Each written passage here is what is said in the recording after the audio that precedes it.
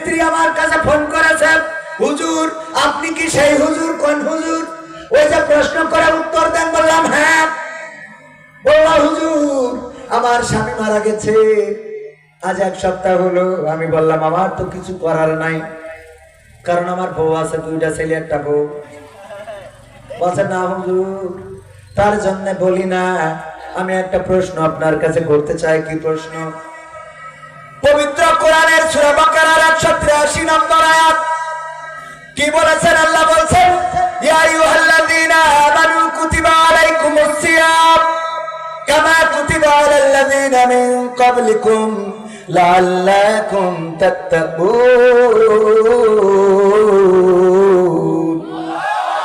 আবার আল্লাহ বলছেন ও ঈমানদারেরা কান খুলে শুনে নাও, যারা ঈমানের দাবিদার, যারা দাবি করো আমরা ঈমান এনেছি, আমি তোমাদের উপরে রমাদানের রোজাকে ফরজ করেছি, যেমন ভাবে ফরজ করেছিলাম তোমাদের পূর্ববর্তী গণের উপরে, যাতে করে তোমরা তাকওয়ার অধিকারী হতে পারো।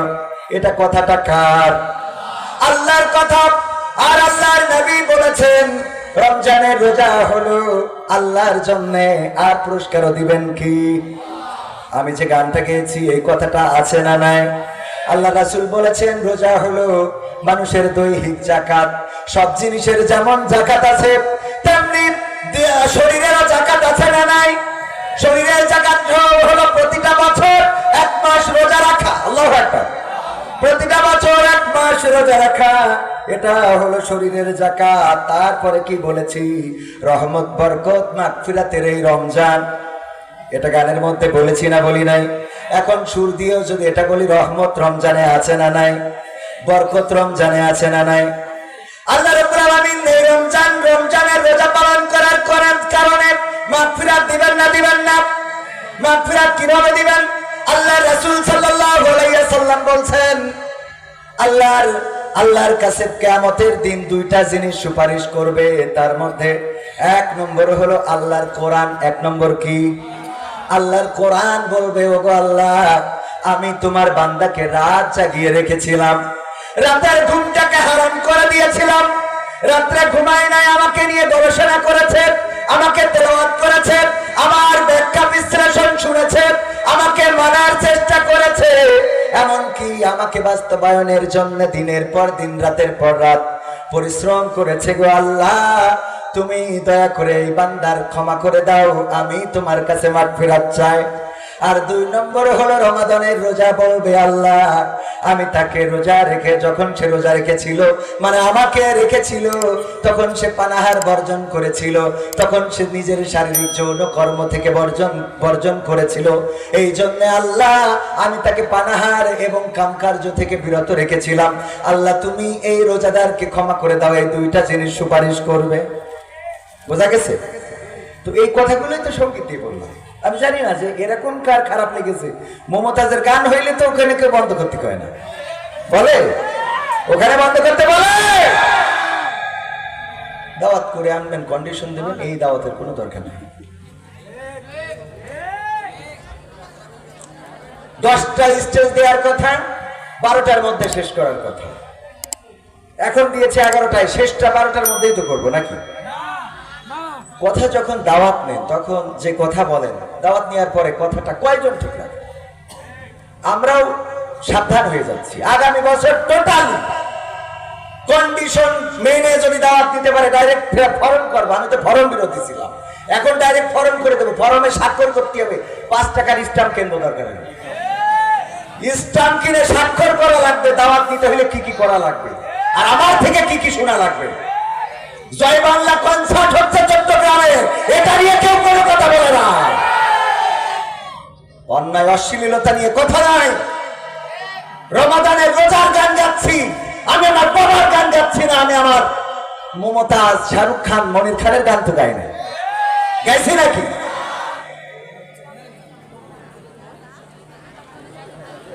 লাঙ্গলঝাড়া গ্রামবাসীর উদ্যোগে উত্তরপাড়া জামে মসজিদের আয়োজিত তাফসিরুল কোরআন মাহফিলের শ্রদ্ধা অন্তরস্থল থেকে আনুষ্ঠানিকভাবে সালাম জানাচ্ছি। আসসালামু আলাইকুম ওয়া রাহমাতুল্লাহ। আমরা আল্লাহর শুকরিয়া আদায় করছি যে মহান রব দয়া করে মায়া করে আমাদেরকে মানুষের কাতারে সৃষ্টি করেছেন। সে আল্লাহর শুকরিয়া আদায় করে সবাই বলছে আলহামদুলিল্লাহ। আল্লাহ রাব্বুল আলামিন শুধু মানুষ বানান নাই, আমাদেরকে আশরাফুল মাখলুকাত তো করেছেনই, পাশাপাশি মুসলমান ধর্মে বিনা দরখাস্তে বিনা চাওয়ায় জন্মগ্রহণ করিয়েছেন। এই জন্য আবার আল্লাহর শুকরিয়া আদায় করে বলছে আলহামদুলিল্লাহ। আমাদের এমন একটা কিতাব দিয়েছেন যেই কিতাব আর অন্য কোন জাতির কাছে নাই, যেই কিতাব তেলাওয়াত করলে আপনি একদিক থেকে পড়তে পড়তে যান আর একদিক থেকে সওয়াব হইতে হইতে যায়, তাও 1 গুণ না, 2 গুণ না, 3 গুণ না, 4 গুণ না, 5 গুণ না, 7 গুণ না, 8 গুণ, 9 গুণ না, কয় গুণ? 10 গুণ। এমন একটা কিতাব পড়লেন একবার, সওয়াব হয়ে গেল এখানে সাজাইলে 11টা 10টা, কয়টা পড়লেন? কয়টা সওয়াব হইল? কয়টা? পৃথিবীতে আর কোন কিতাব এমন আছে? এমন একটা কিতাবের মালিক আমাদের করে দিয়েছেন, আমরা এই কোরআনের দাবিদার, ঠিক না বেঠিক? সুতরাং আমরা আল্লাহর শুকরিয়া আদায় করে বাবার বলছি আলহামদুলিল্লাহ। আজকের আলোচনার বিষয় আমাদের নুরুল ইসলাম সাহেব বলেছেন চরিত্র এবং আদর্শ। পবিত্র কোরআনের সূরা আহজাবের 21 নম্বর আয়াতের একাংশে আল্লাহ রাব্বুল আলামিন প্রথমাংশে বলছেন লাকাদ কানা লাকুম ফি রাসূলিল্লাহি উসওয়াতুন হাসানাহ। এই অংশটুকু মেনে চললে আর আদর্শ নিয়ে, চরিত্র নিয়ে আলোচনা করার কোনো দরকার হয় আর কোনো দরকার হয় না। সুতরাং এই অংশটুকুর উপরে আলোচনা করব, কোন গান গাইব না। যতটুকু সময় আছি ততটুকু সময় ওয়াজ করব ইনশাআল্লাহ। ওয়া মা তাওফিকি ইল্লা বিল্লাহ। আল্লাহ রাব্বুল আলামিন আমাদের তৌফিক দিতে পারে না? পারে না? রমজানের রোজা ফরজ করেছেন। পবিত্র কোরআনের একটা আয়াত মানতে যে আমরা কয় মাস রোজা রাখি, একটা মাস কয় দিন রোজা রাখি, 30 কিংবা 29 দিন রোজা পালন করি। কেমন রোজা? সাহরি খাইলাম সূর্য উদয়ের আগে, আর সূর্য অস্ত না যাওয়া পর্যন্ত আমরা আর ইফতারটা করলাম। আর কেউ তা করি? এর মধ্যে কেউ যদি মাথার উপরে পিস্তল ধরে আর যদি বলে এই মুহূর্তে রোজাটা ভেঙে ফেলো, তাহলে গুলি করে দেব। এরপরে অনেক ইমানদার আছে গুলি খাইতে রাজি, কিন্তু কোনো খাবার খাইতে রাজি না, আছে না নাই? মারা যেতে শিকার কত মানুষকে দেখেছি, আপনার সাক্ষীরাও এমন ইতিহাস আছে শুনেছি। রোজার মাসে কোনো না কোনো কারণে আহত হয়েছে, হাসপাতালের বিছানায় রয়েছে, রোজা ভাঙতে বলা হয়েছে, বলেছে না রোজা ভাঙবো না, শহীদ মৃত্যু তো আল্লাহ দিবেন এবং আল্লাহর কাছে রোজাদার হিসাবে পৌঁছাতে চায়। এমন ইমানদার এখনো আছে না নাই? ওষুধটাও খায় নাই, অথচ ওই মুহূর্তে রোজা ভাঙা যায়, ওই মুহূর্তে রোজা ভাঙা যায়। এ জাতীয় অনেক আছে। ছাত্র সংগঠনে আহত হয়েছে রেশারেশির কারণে অথবা দিন প্রচারের কারণে, আহত হওয়ার পরে হাসপাতালের বিছানায় নেওয়া হয়েছে, ইনজেকশন দিতে যাওয়া হয়েছে, বলেছে আমাকে ইনজেকশন দিয়েন না, আমার মন বলে বাঁচবো না, চলে যেতে হবে, আল্লাহর কাছে পৌঁছাতে চাই শহীদ হয়ে, পাশাপাশি রোজাদার অবস্থায় পৌঁছাতে চাই। বলেন সুবহানাল্লাহ। আল্লামা লুৎফুর রহমান দলমত নির্বিশেষে সবার কাছে গ্রহণযোগ্য একজন আলেম, ঠিক না বেঠিক? এই আল্লামা লুৎফুর রহমান কিছুদিন আগে বক্তৃতা দিয়েছেন, আমার ভিসার মেয়াদ শেষ। দেখেছেন আপনারা?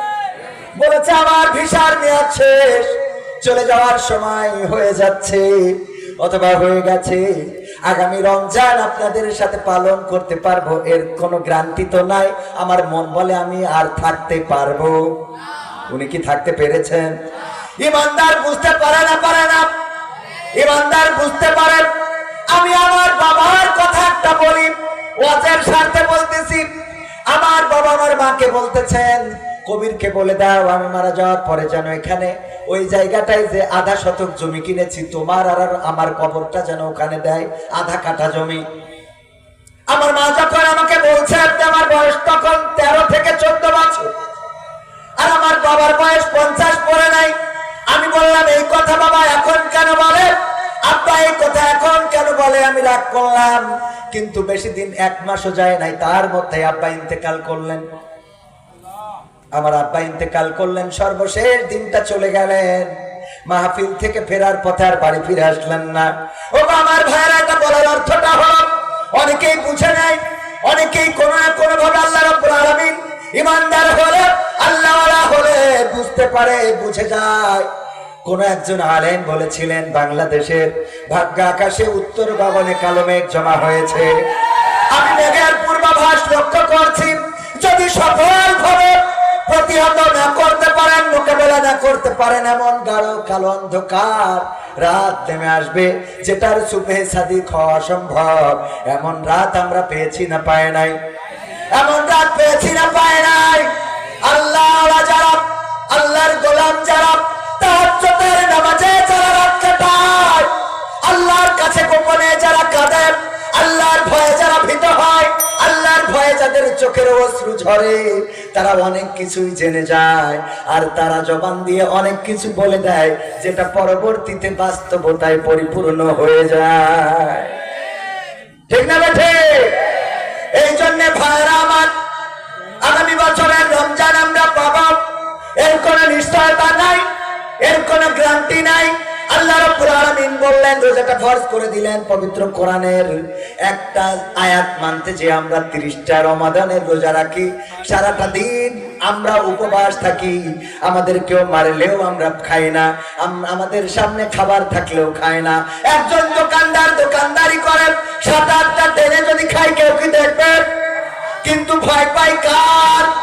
আল্লাহর ভয়ে ভিতর থেকে দোকানটা থেকে কিছু খায় না।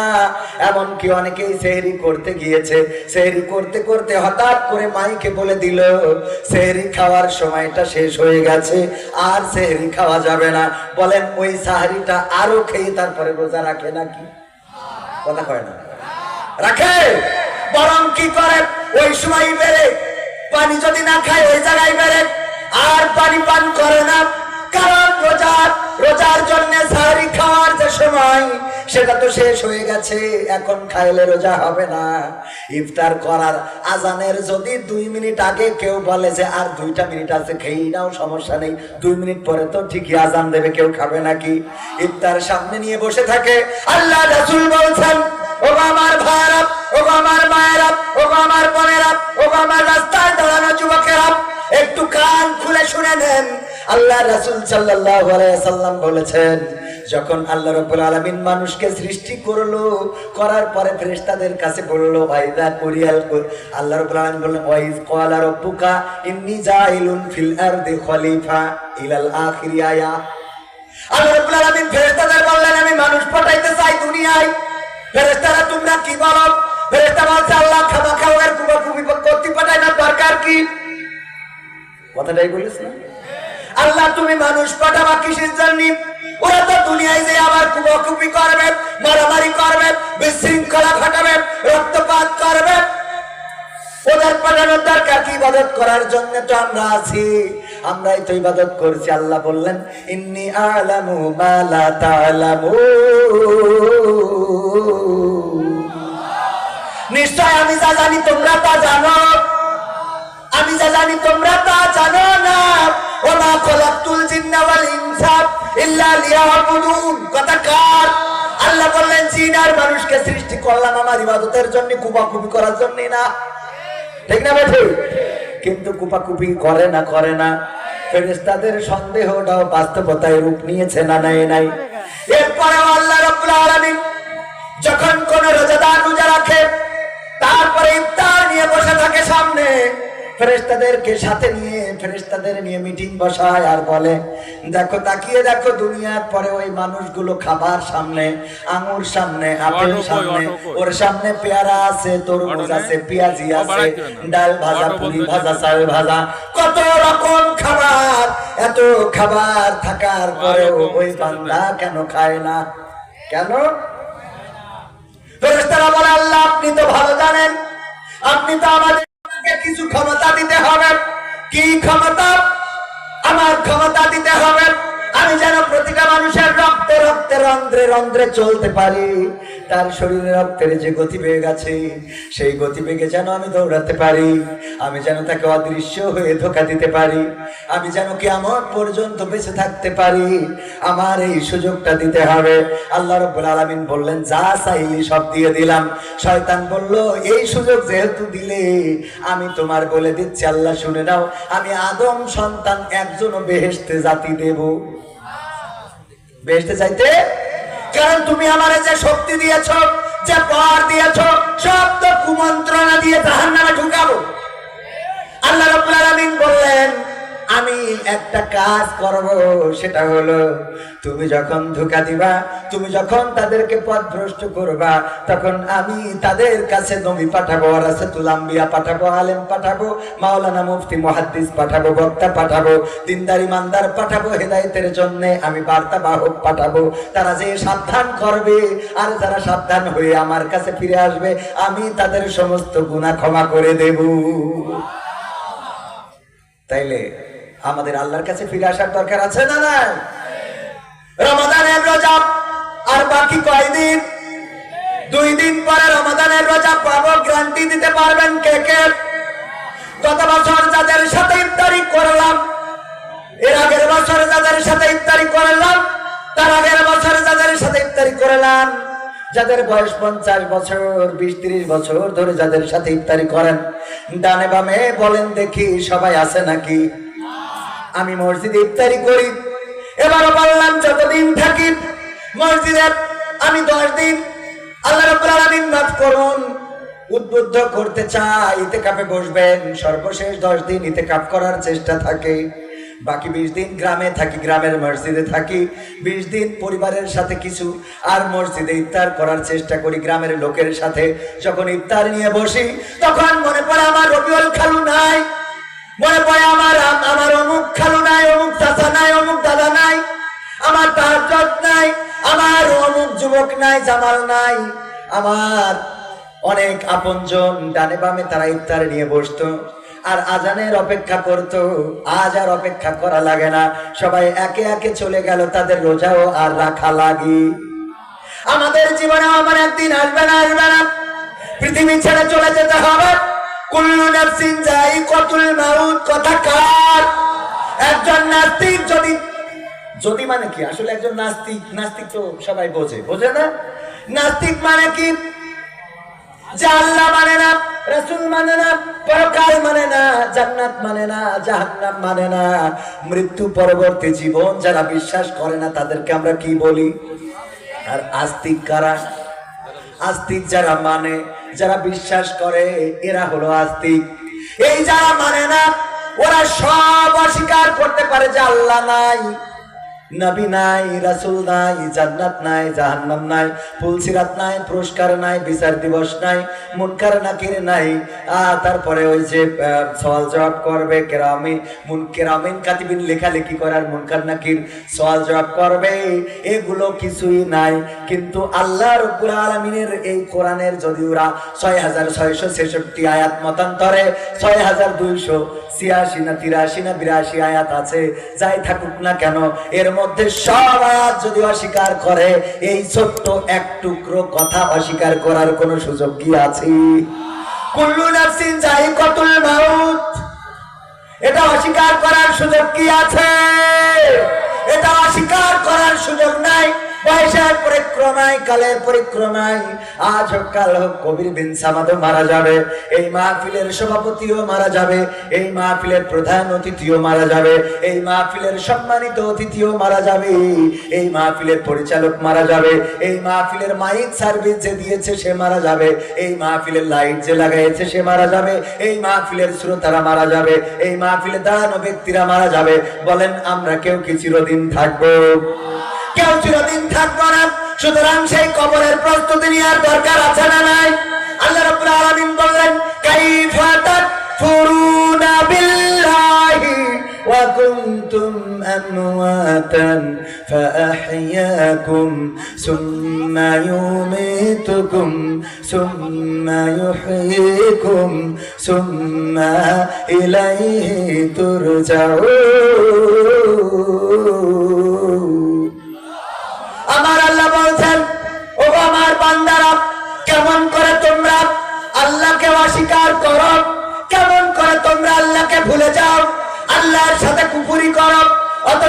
তোমাদের কোনো জীবন ছিল না, তোমাদের কোনো আকার ছিল না, আকৃতি ছিল না। আমার জন্ম 1987-তে, 1987-র আগে 1986, 85, 1980-তে এই দুনিয়ায় আমি ছিলাম। আপনার যাদের জন্ম আরো আগে অথবা পরে, এর আগে আপনি ছিলেন না। 1971-এ যুদ্ধ হয়েছে না হয় নাই? 1952-তে ভাষা আন্দোলন হয়েছে না হয় নাই? 1952-তে ভাষা আন্দোলন হলো, বাংলাদেশের মানুষ সালাম, রফিক, শফিক, জব্বার বরকত দিল, আমরা ইতিহাস পড়লাম, কিন্তু দেখার সুযোগ কি হয়েছে নাকি? না, দেখার সুযোগ যারা ওই সময় আমরা জন্মগ্রহণ করি নাই তারা দেখি নাই। তার মানে আমি জন্মের আগে পৃথিবীতে অনেক ঘটনা ঘটেছে না ঘটে নাই? আবার আমি মৃত্যুর পরে অনেক ঘটনা ঘটবে না ঘটবে না? আমি মৃত্যুর পরে, আমি আপনি মৃত্যুর পরে আবার অনেক ঘটনা ঘটবে। ওগো আমার ভাইরা, এই জন্ম এবং মৃত্যুর পরে এই পৃথিবীতে আমরা ছিলাম না, আবার আসি, আবার একদিন থাকবো না। আল্লাহ রাব্বুল আলামিন সেটা স্মরণ করে দিয়ে বলছেন, ওগো আল্লাহর বান্দারা কেমন করে আল্লাহকে অস্বীকার করো, অথচ তোমরা ছিলে মৃত, তোমাদের কোনো জীবন ছিল না, আমি তোমাদের জীবন দিলাম, আবার একদিন আমি তোমাদের মৃত্যু ঘটাবো, আবার একদিন আমি তোমাদের পুনরুজ্জীবিত করব। বেলা শেষে ফিরে যাওয়া লাগবে কার কাছে?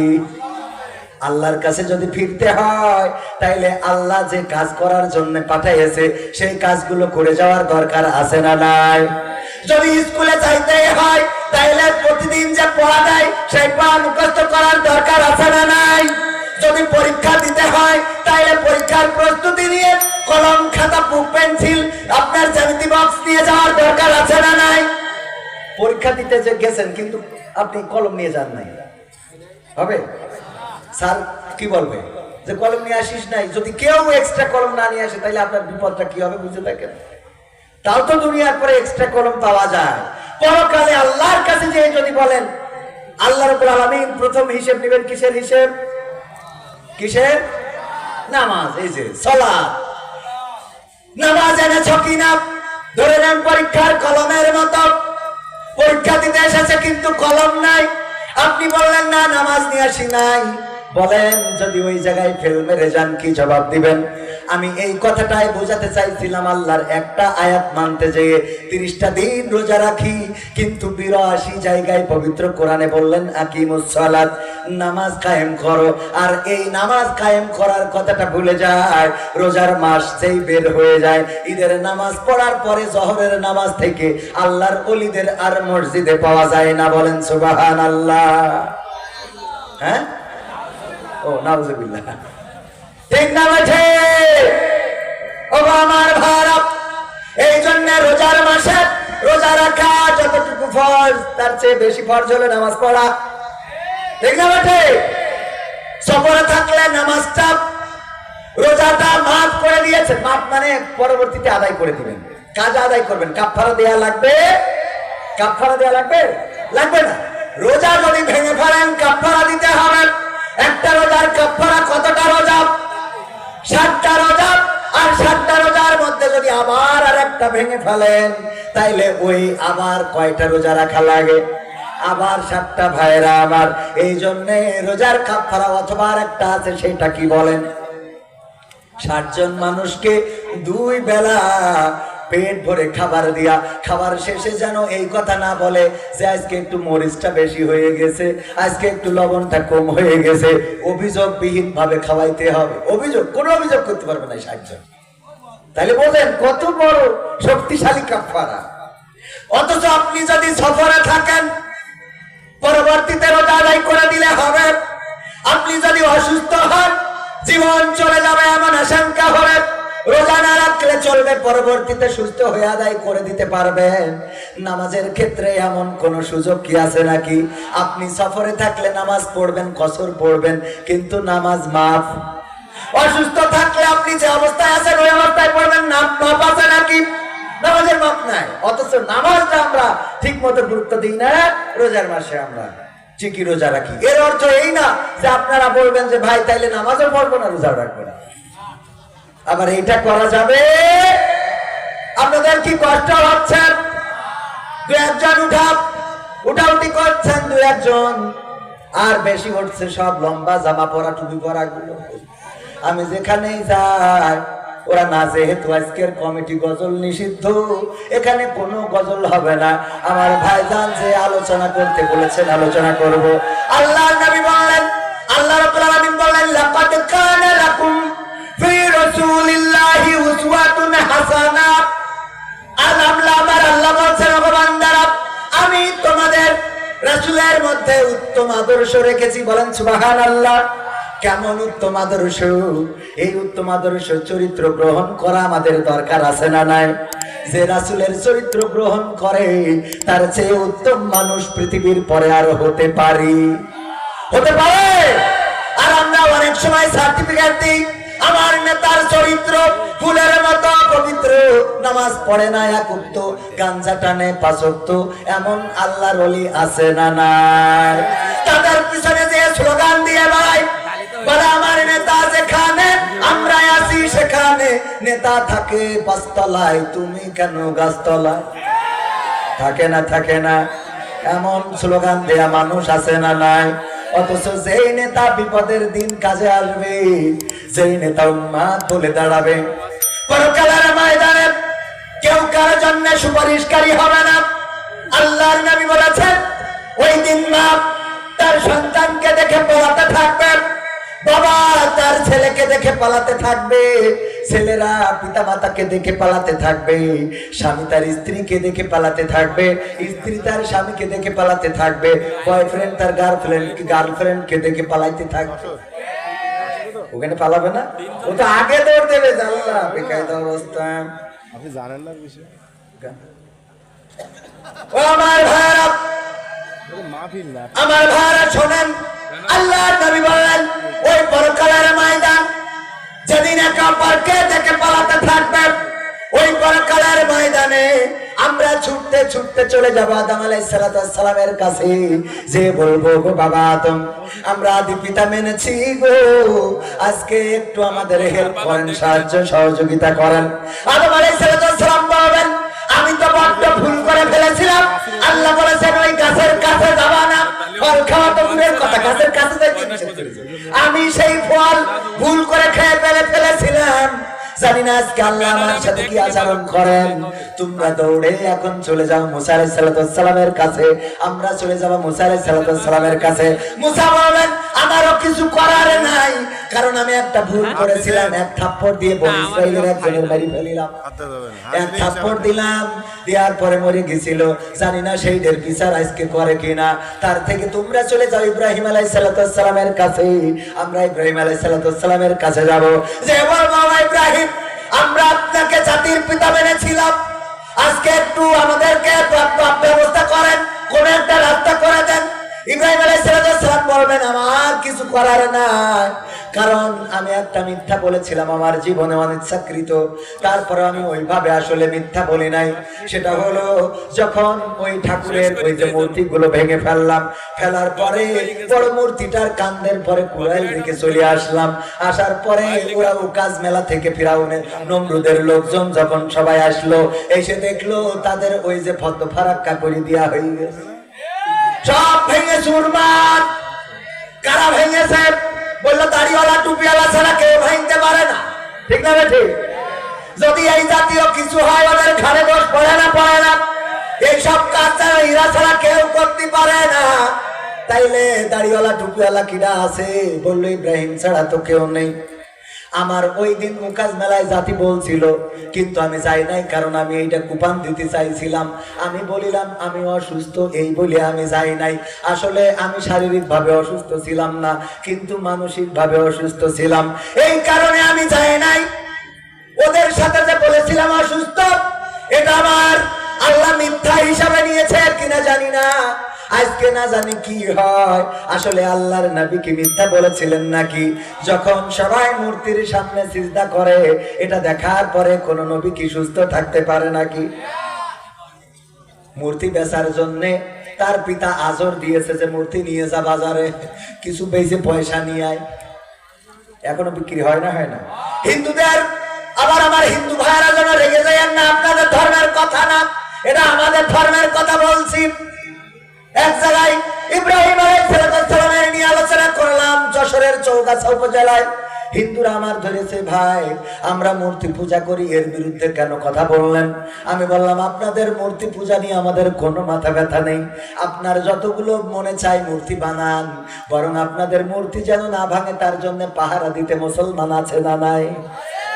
মূর্তি যেগুলো ভাঙা পড়ে ওগুলো ষড়যন্ত্র করে ভাঙে যাতে আর এক দলের মামলা নিয়ে করা যায়, ঠিক না বেঠে?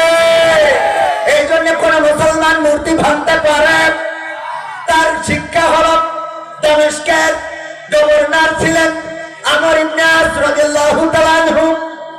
তিনি যখন দামেস্কের গভর্নর, ওই সময় খ্রিস্টানদের যিশু খ্রিস্টের একটা মূর্তি কে যেন নাক ভেঙে ফেলেছে, এর জন্য খ্রিস্টানেরা সকাল বেলায় চিৎকার চেঁচামেচি শুরু করে দিল। খ্রিস্টানদের যিনি পাদ্রী সে এসে বলল, কি হয়েছে? বলল, আমাদের যিশু খ্রিস্টের মূর্তির নাক ভেঙে ফেলেছে কেউ একজন। আমরা ধারণা করছি কোন মুসলমান ভেঙেছে, আমরা এর উপযুক্ত বিচার চাই।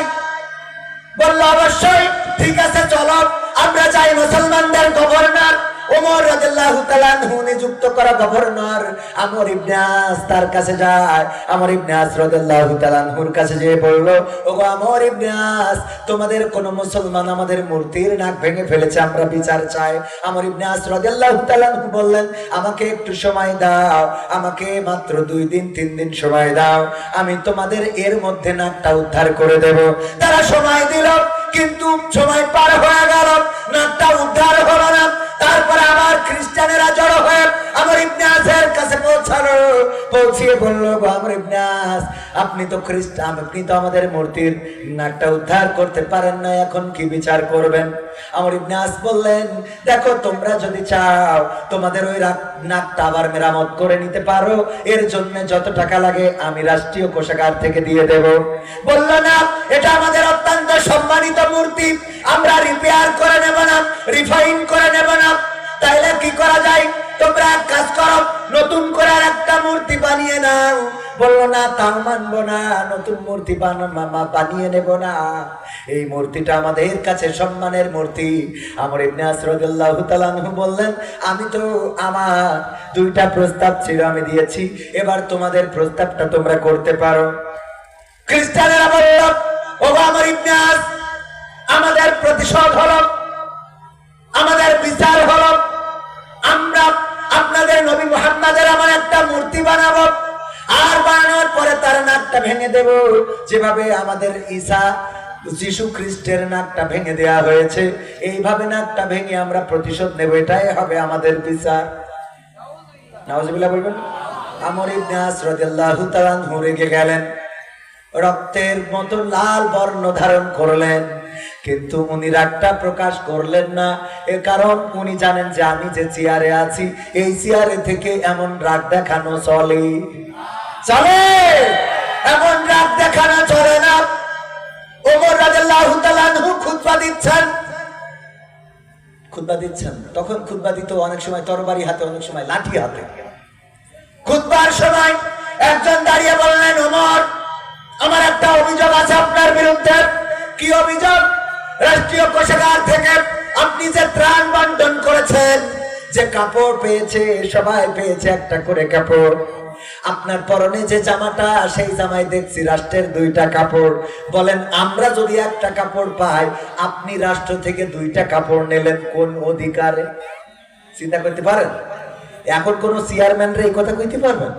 আরে চেয়ারম্যান পাতেন, মেম্বারে বলতে পারবেন? এখানে হুজুর এই দাওয়াত করেছেন, তাই বলছে হুজুর গান চলবে না, যা পারেন হজ করতে পারলে করেন, না করলে রেখে যা। বলতে পারবেন কোন মেম্বার চেয়ারম্যানের বিরুদ্ধে? হুজুরদের মতো মানে হতভাগা মনে হয় পৃথিবীতে কেউ নেই। ও আমার ভাইরা, এরপরে ওমর রাদিয়াল্লাহু তাআলা আনহু খুব খেপে গেলেন নাকি? না, খেপে গেলেন না। যখন এই প্রশ্ন করেছে সবাই নীরব, কারণ ওমর এমন রাগী যে তার ফায়সালা হয় কি দিয়ে? তার জন্য নামটা, উপাধিটা কি? উপাধিটা কি? ফারুক। পার্থক্য কেন? এইটা কইতে কি? ফারুক পার্থক্যকারী। পার্থক্য করা যায়। একবার একজন বিচার নিয়ে এসেছে, এক ইহুদি টাকা পাবে মুসলমানের কাছে, সে বিচার সে তার মুসলমান ঘুরাচ্ছে টাকা দেয় না। এরপরে টাকা না দেওয়ার কারণে বলল, দেখো তুমি যদি চাও বিচার করে একটা ফায়সালা করে নাও। বলছে চলো তাহলে ওমরের কাছে যায়, চলো তাহলে নবী মুহাম্মাদের কাছে যায়। ওই ইহুদি বলল, মানতে রাজি আছি, চলো তোমাদের নবী হইলে আমাদের আপত্তি নাই। গেল নবীর কাছে বিচার করতে, বিচার করে ইহুদির পক্ষে আর মুসলমানের বিপক্ষে রায় দিলেন। এই রায় শুনে ওই মুসলমান বলল, আমরা চলো ওমরের কাছ থেকে বিচার দাবার সানি করাবো। মানে রাসূলের বিচারটা পছন্দ হয় নাই। ওর মনে চিন্তা হলো, ওমর তো মুসলমান, ও মুসলমানের পক্ষ নেবে, ইহুদির পক্ষ নেবে না। এই জন্যই যদি ওমরের কাছে যাই তাইলে ওমরের কাছে যেয়ে এই ইহুদির সড়ক করতে পারবো। ওমর রাদিয়াল্লাহু তাআলা আনহুর কাছে গেল, যাওয়ার পরে বললেন, বাবা আমি এই মুসলমানের কাছে টাকা পাবো, কিন্তু আমার টাকাটা নিয়ে ঘুরাই দিচ্ছে না। আমরা বিচার চেয়েছিলাম নবী মুহাম্মাদের কাছে, সে বিচার করেছে আমাকে, বিচারে আমার পক্ষে রায় দান করেছে যে আমি নির্দোষ, আমি নিরপরাধী, আমার টাকাটা যেন তাড়াতাড়ি দিয়ে দেয়। আর এই লোকটি বিচারটা সানি করার জন্য আপনার কাছে এসেছে। ওমর বলছে, তাই? মুসলমানকে বলছে, তোমার কি বিচার পছন্দ হয় নাই? বলছে না। বলছে তাইলে বসো, ভিতরতে আসছি। ভিতরতে যখন তরবারি নিয়ে এসেছে, মুসলমান তো বগল বাজাচ্ছে যে এখনই ধর থেকে মাথা আলাদা হয়ে যাবে।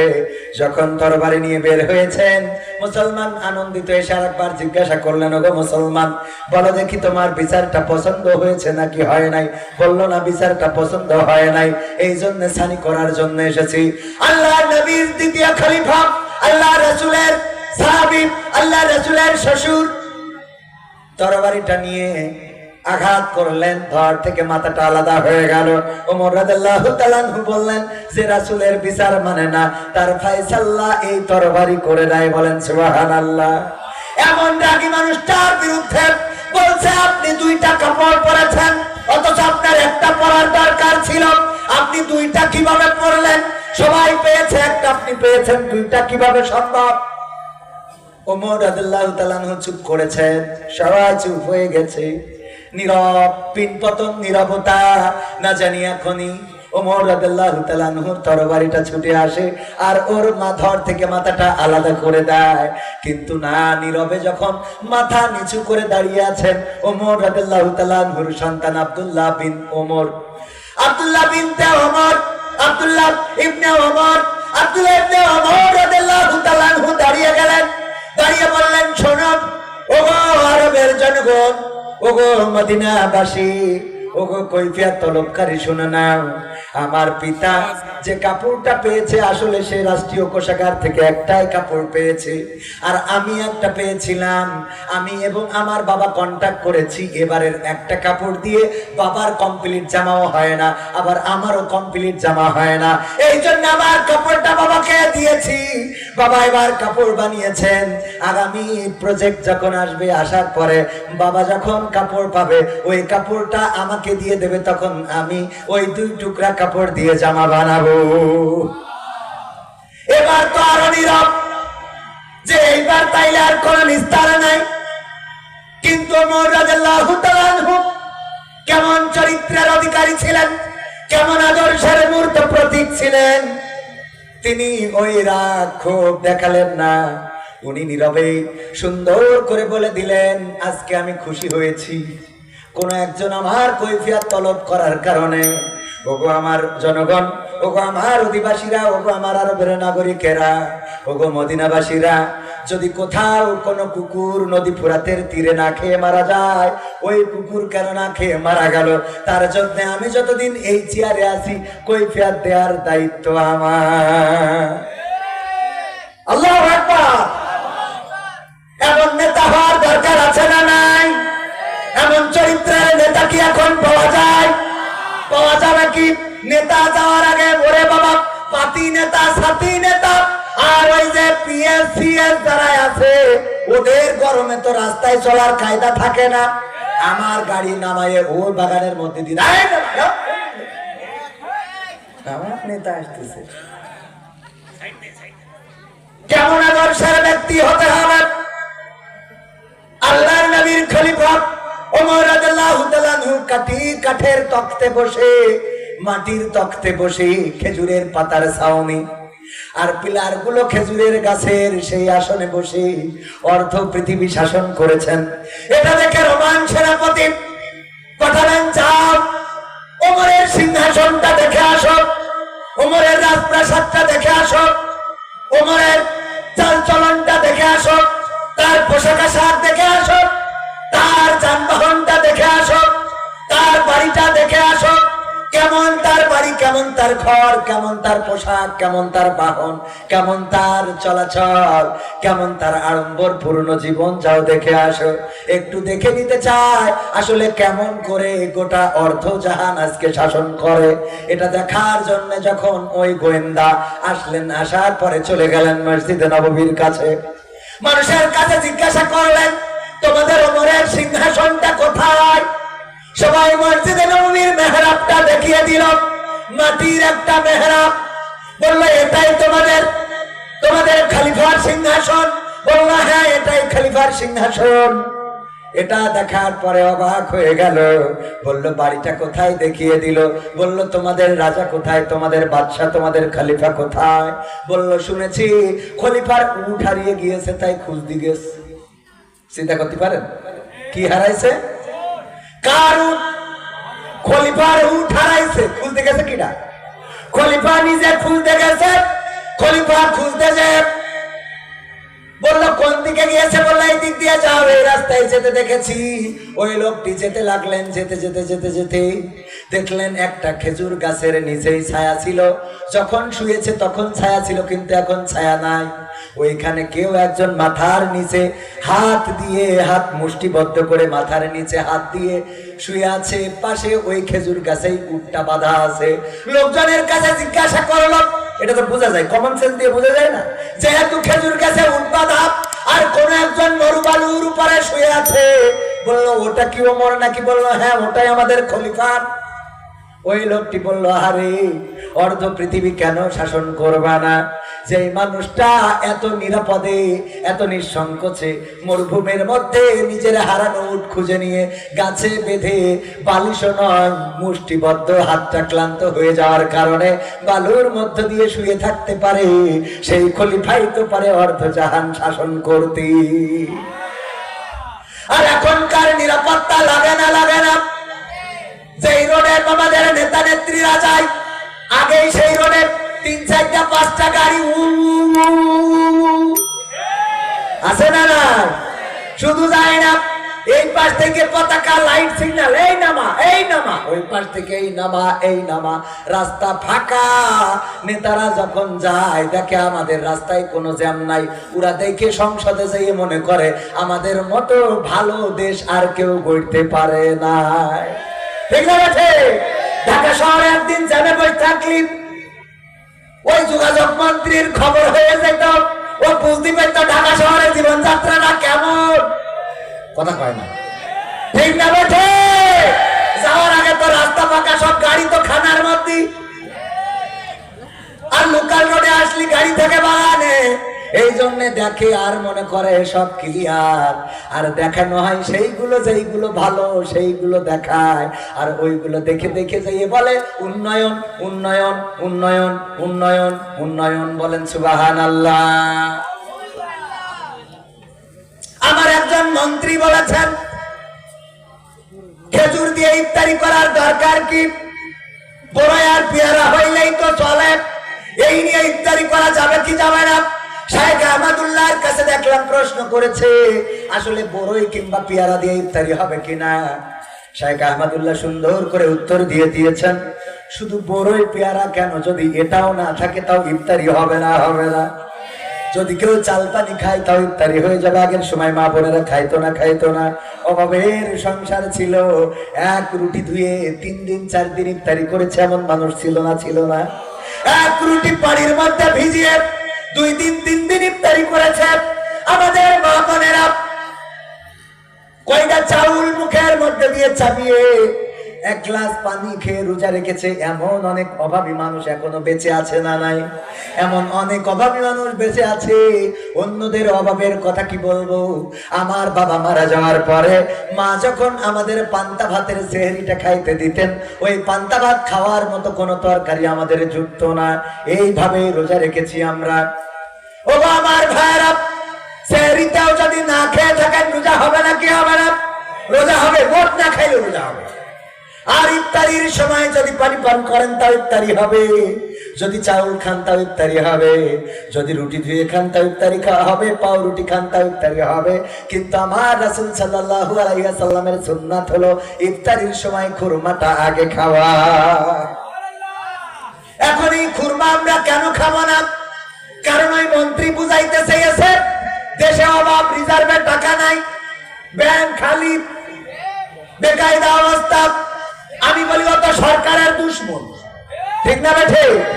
যেই সরকার মেট্রো রেল বানাইছে, পদ্মা সেতু বানাইছে, টানেল বানাইছে, এক্সপ্রেসওয়ে বানাইছে, 4 লেন রাস্তা বানাইছে, ফ্লাইওভার বানাইছে, এই বাংলাদেশে স্মার্ট বাংলাদেশ বানাইছে, ডিজিটাল ফেলাই থুয়ে, সেই দেশে যদি বলে কুল দিয়ে ইফতারি করেন, বলেন এ কি সরকারের পক্ষের না বিপক্ষের লোক?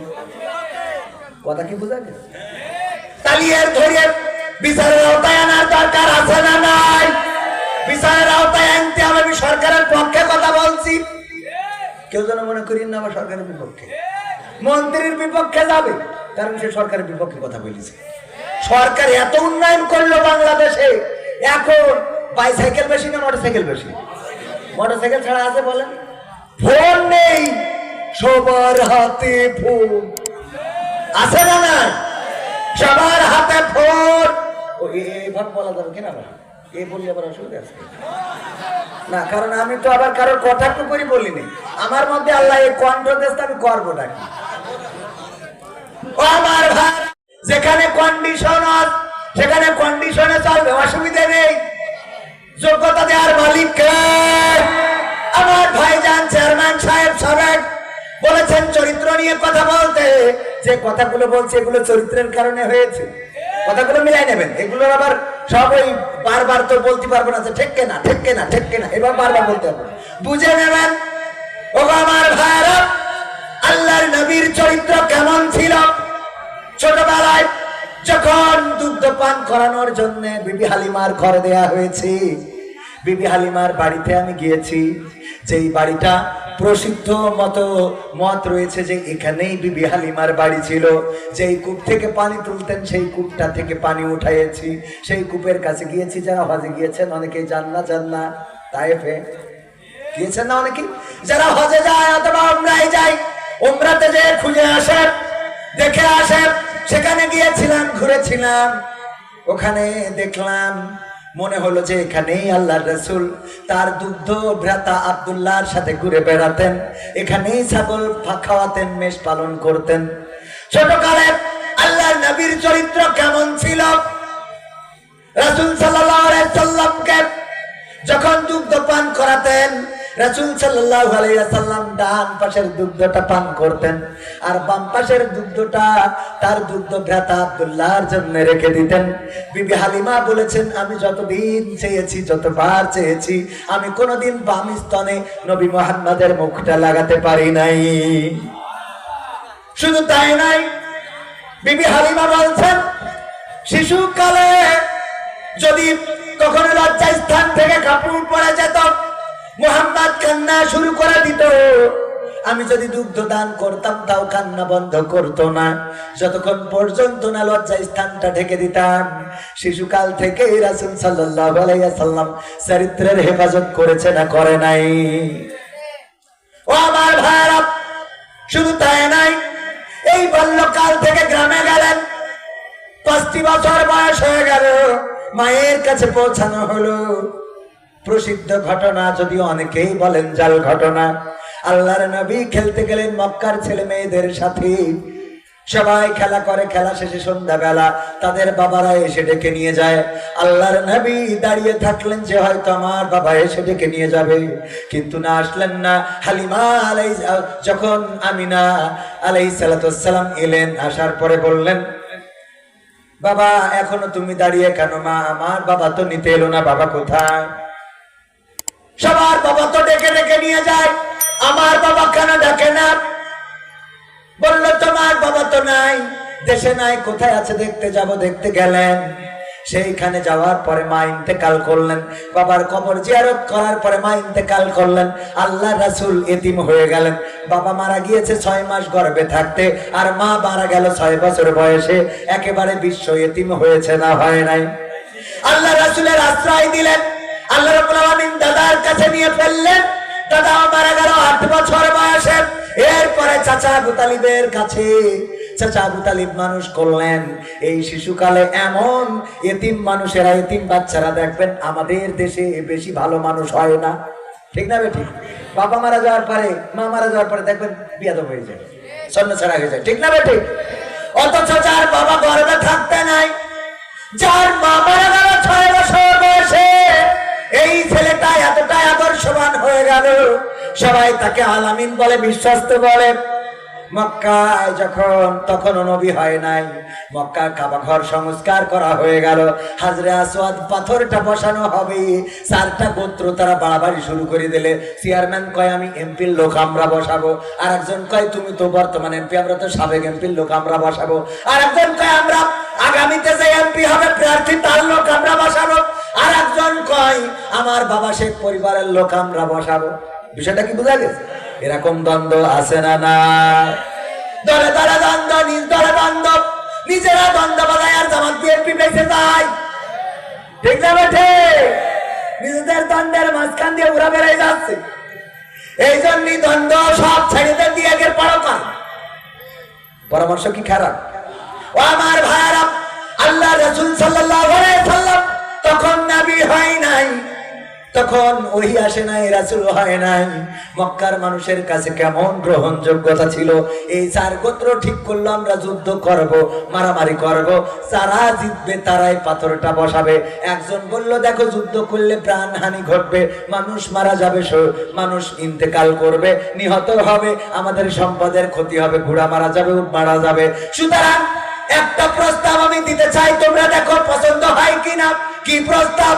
আগামীকাল ফজরের সময় সকাল বেলা সুবহে সাদিকের পরে অথবা সূর্যাস্তের পরে প্রথম যেই ব্যক্তি কাবাতে প্রবেশ করবে সেই ব্যক্তি যে বিচার করে দেবে সেই বিচার আমরা মেনে নেব। তোমরা রাজি আছো কিনা? 4 গোত্রই বলল মানলাম। পরের দিন সকাল বেলা যখন মুহাম্মদ গেল, ওই কাফেরেরা এত খুশি হলো যে আমাদের সবচেয়ে পছন্দের মানুষটা আজকে সকাল বেলা কাবাতে এসেছে। বলেন সুবহানাল্লাহ। কাফেরেরা, ওই মক্কার কাফেরেরা যারা পরবর্তীতে আমার রাসূলকে পাথর মেরেছে, রক্তাক্ত করেছে, রাসূলের মাথার উপরে উটের নাড়ি ভুঁড়ি চাপিয়ে দিয়েছে, হত্যা করার ষড়যন্ত্র করেছে, হত্যা করতে লোক পাঠিয়েছে, এমনকি রাতের অন্ধকারে বাড়িটা ঘিরে ধরেছে, আমার রাসূলকে হত্যার চূড়ান্ত পরিকল্পনা করেছে। মক্কায় টিকতে দেয় নাই, মক্কা ছেড়ে মদিনায় যাওয়া লেগেছে রাতের অন্ধকারে। যেই মানুষগুলো মক্কা থেকে তাড়ালো নবী হওয়ার আগে, এই মানুষগুলো আবার মুহাম্মদ যাওয়ার সময় আনন্দ করেছে। বলেন সুবহানাল্লাহ। আনন্দ, কি আনন্দ! আরে মুহাম্মদ এসেছে, আমাদের মুহাম্মদ। ওরা অন্যদের বলতো না, কাদের বলতো? আমাদের মুহাম্মদ। শুধু এই বলে ক্ষান্ত হয় নাই, ওরা বলেছে আমাদের আল আমিন এসেছে, বিশ্বস্ত, ওর মতো ভালো মানুষ আর হয় না।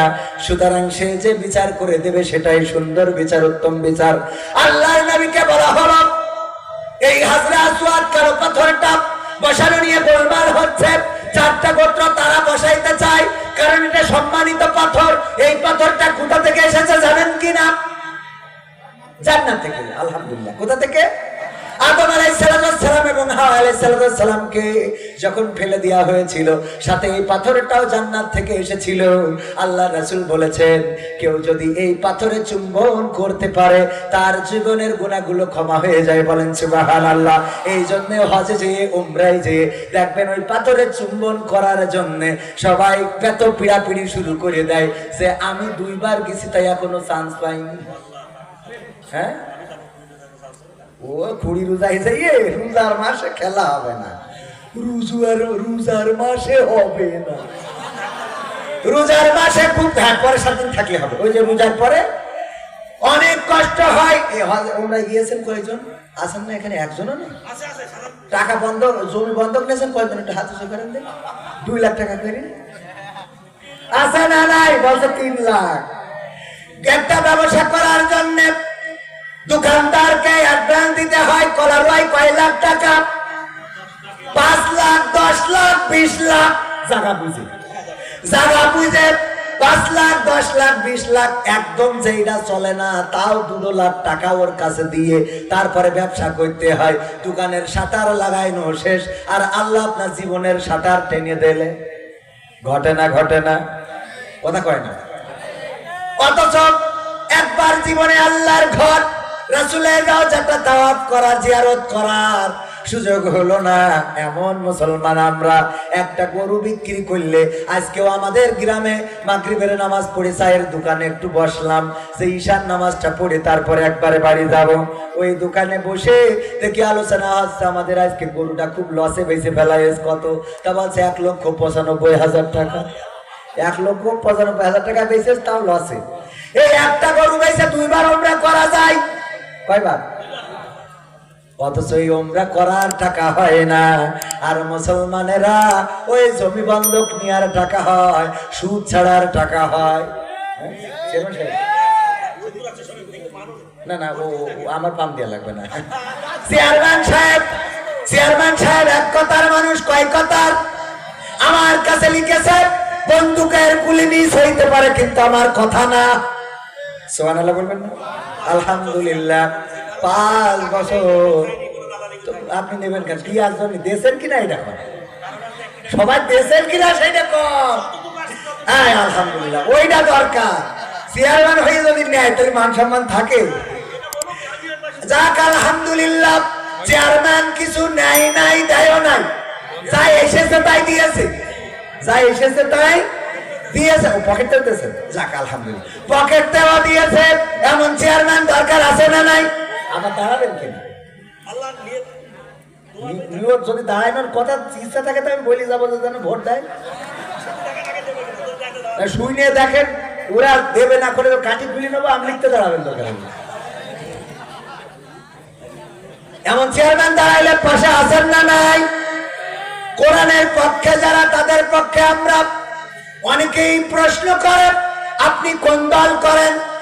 আপনি বিএনপি নাকি জামাত নাকি জাসদ, বাসদ, চরমানা, কওমিয়া, আলিয়া, আটরশিদ? আমি বলি আমার দল আল্লাহর দল। আল্লাহ বলেছেন ইন্নাদ-দীনা ইনদাল্লাহিল ইসলাম। আল্লাহর কাছে দল কয়টা? আল্লাহ জামাত ইসলামের কথা বলে নাই, চরমনা ইসলামের কথা বলে নাই, তাবলিগ ইসলামের কথা বলে নাই, হেফাজত ইসলামের কথা বলে নাই, আওয়ামী লীগ ইসলামের কথা বলে নাই, বিএনপি ইসলামের কথা বলে নাই, শুধু ইসলামের কথা বলেছে। ঠিক না বেটে? সুতরাং আমাদের দল কি? ইসলাম। ইসলামের বাইরে যারা দল করে সব বাতিল। ইসলামের বাইরে যারা দল করে তারা সব বাতিল। সে যদি জামাত করে তা বাতিল, ইসলামের বাইরে যেই যদি দল করে। কথা বোঝা গেল তো? আমার জন্য কালকে আমার জামাতরা ধরেন না। চরমনায় যদি ইসলামের বাইরে যে দল করে, ওটা কি? বাতিল। আল্লাহর দল কয়টা? একটা। আল্লাহর দল একটা। 71টা কাতার হবে। জান্নাতে যাবে কয়টা কাতার? একটা কাতার। তাইলে জামাত, হেফাজত, কওমিয়া, আলিয়া, চরমনা, ফুরফুরা, খানকা, মাঝভান্ডারি, আটরশি, ভারত, বিএনপি, জামাত, জাসদ, বাসদ, কয়টার কথা কব? আছে না নাই? এত দলের মধ্যে যাবে কোনটা? একটা, যেটা ইসলাম। ইসলাম নিয়ে আছে। আর যাদের ইসলাম নিয়ে চুলকানি আছে, ওদের ধরে ধরে কোথায় পাঠানো হবে? ইসলাম নিয়ে চুলকানি আছে এমন দল বাংলার জমিনে না। আছে? কলার ভাই আছে নাকি? ওইখানেও আছে। বাংলার জমিনে ইসলাম কায়েম হোক, এটা যদি আওয়ামী লীগ চাই, আমরা আওয়ামী লীগের লোক। ঠিক না বেঠে? বাংলার জমিনে ইসলাম কায়েম হোক, এটা যদি বিএনপি চাই, আমরা বিএনপির লোক। বাংলাদেশে ইসলাম কায়েম হোক, এটা যদি জাসদ চাই, আমরা জাসদের লোক। বাংলাদেশে ইসলাম কায়েম হোক, এটা যদি চরমনাই চাই, আমরা চরমনাইয়ের লোক। আর বাংলাদেশে শয়তানি মতবাদ চলুক, এটা যদি জামাত ইসলাম চাই, তাইলে ওদের বিরুদ্ধে মিছিল করার দরকার আছে না নাই? আছে না নাই? কথা কি বোঝা গেছে? সুতরাং আমরা ইসলামী দল করব, ইসলামী আন্দোলন করব, কোরআনের দল করব, কোরআনের পক্ষে কথা বলব। আদেশ করেছেন কে? ইয়া আইয়ুহাল্লাযীনা আমানু হাল আদুল্লুকুম আলা তিজারাতিন তুনজিকুম মিন আযাবিন আলীম।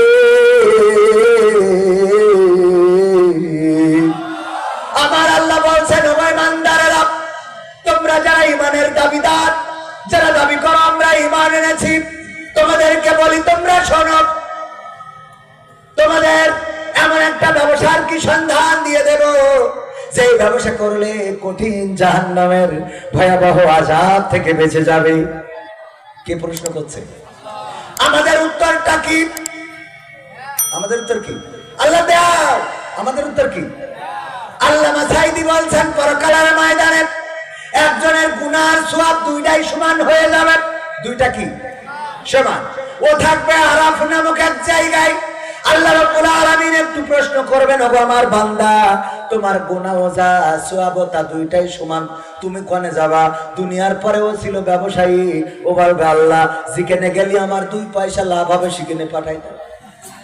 দুনিয়ার পরে ছিল কি ব্যবসায়ী, ও খালি লাভ করে, যেখানে গেলে 2 পয়সা লাভ হবে সেখানে পাঠাও। তার মানে ব্যবসা সবাই পছন্দ করে না? করে না? ব্যবসাটা হলো হালাল আর সুদচাপ, কিন্তু আমরা এখন সুদচাপ পছন্দ করি, ব্যবসাটা ভালো লাগে না, কারণ ব্যবসায় লস আছে কিন্তু সুদে কোনো লস থাকে না রে। ঠিক না বেঠে? এই জন্য সুদ ছাড়ার লোক আছে না নাই? আবার সুদ খায়, খুব যুক্তি করে কয় আমি এখন সুদ খাই নে, আমি এখন লাভ খাই। ও লাভ খাই, ইন্টারেস্ট খায়, মুনাফা খায়। আবার কেউ বুদ্ধি করে কয় আমি তোমার কিন্তু সুদ দিচ্ছি না, টাকা যেটা দিচ্ছি এটা টাকা না, এটা কি? এটা হইলো ধান। 1 মণ ধানের দাম কত? 1000 টাকা। তাইলে আমি তোমার দিলাম কয় হাজার টাকা, কয় মণ ধান? তা বলছে 10,000 টাকা। কয় কে 10,000 টাকা? কয় মণ ধান দিলাম? বলছে 10,000 টাকা। গুনিয়ে বলছে 10,000 টাকা। 10,000 টাকা? 1 মণ ধান 1000 টাকা। আমি তোমার দিলাম 10 মণ ধান, এটা টাকা না ধান? মনে মনে ধরো ধান। এই ধান আমি বেচে দেবো কবে? যেদিন 1500 টাকা মণ হবে ওই দিন বেচে দেবো, ওই দিন বেচে দেবো। বলছে তুমি বুঝবা কি করে?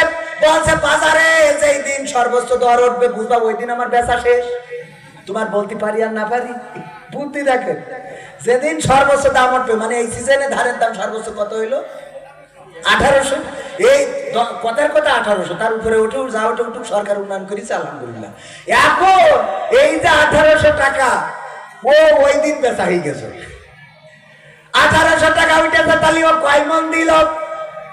10 মণ। কয় মণ হইল? 18,000 টাকা। 18 মণ হয় নাই। এইবার যে বলছে আমার 18,000 টাকা দাও, ধান তো বেচে দিছি, আমি সুদ খাবো না। ও তো আরো বড় যায় রে, বুদ্ধি দেখে কত বড় চালা। বলছে এখন একজন যদি ডাইরেক্ট সুদ খায়, তাও সে হয়তো 1000-100 টাকা নিলি 10,000-এ 1000 টাকা হবে।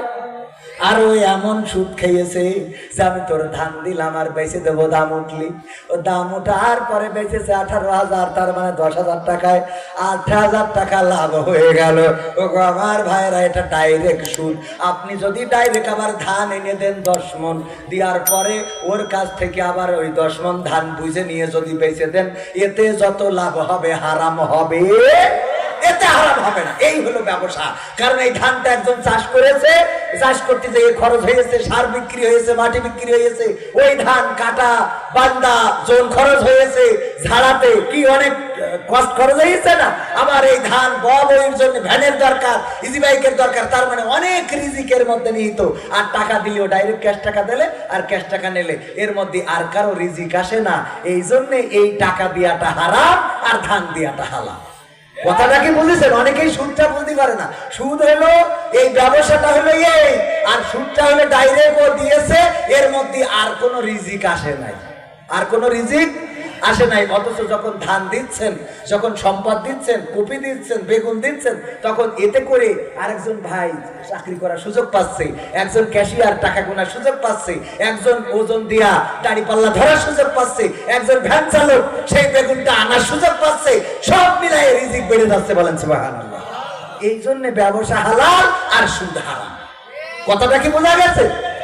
ও আমার ভাইরা, আবার কিছু সুদখোর আছে। আমার আমির হামজা ভাই বলল, একজন মসজিদে বসে খালি তাসবিহ টানে, জিকির করে আল্লাহ আল্লাহ আল্লাহ, বলতেছে তুমি এত যে মসজিদে পড়ে থাকো, তোমার কি কিছু করা লাগে না? বলছে না। বলছে কেন?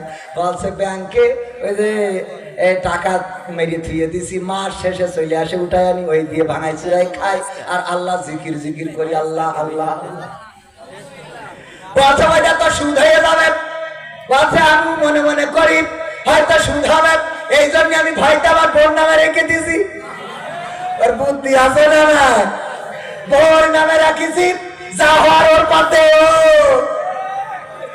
আল্লাহ, ওই আজের কথা মনে আছে তো?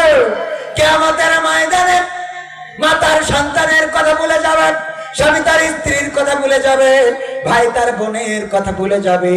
আল্লাহ রাসূলের স্ত্রী বিবি খাদিজা, বিবি আয়েশা রাদিয়াল্লাহু তাআলা আনহা, একদিন রাসূলকে ফিরতে দেরি হলো, নিজের চোখ দিয়ে অশ্রু ঝরে পড়ছে।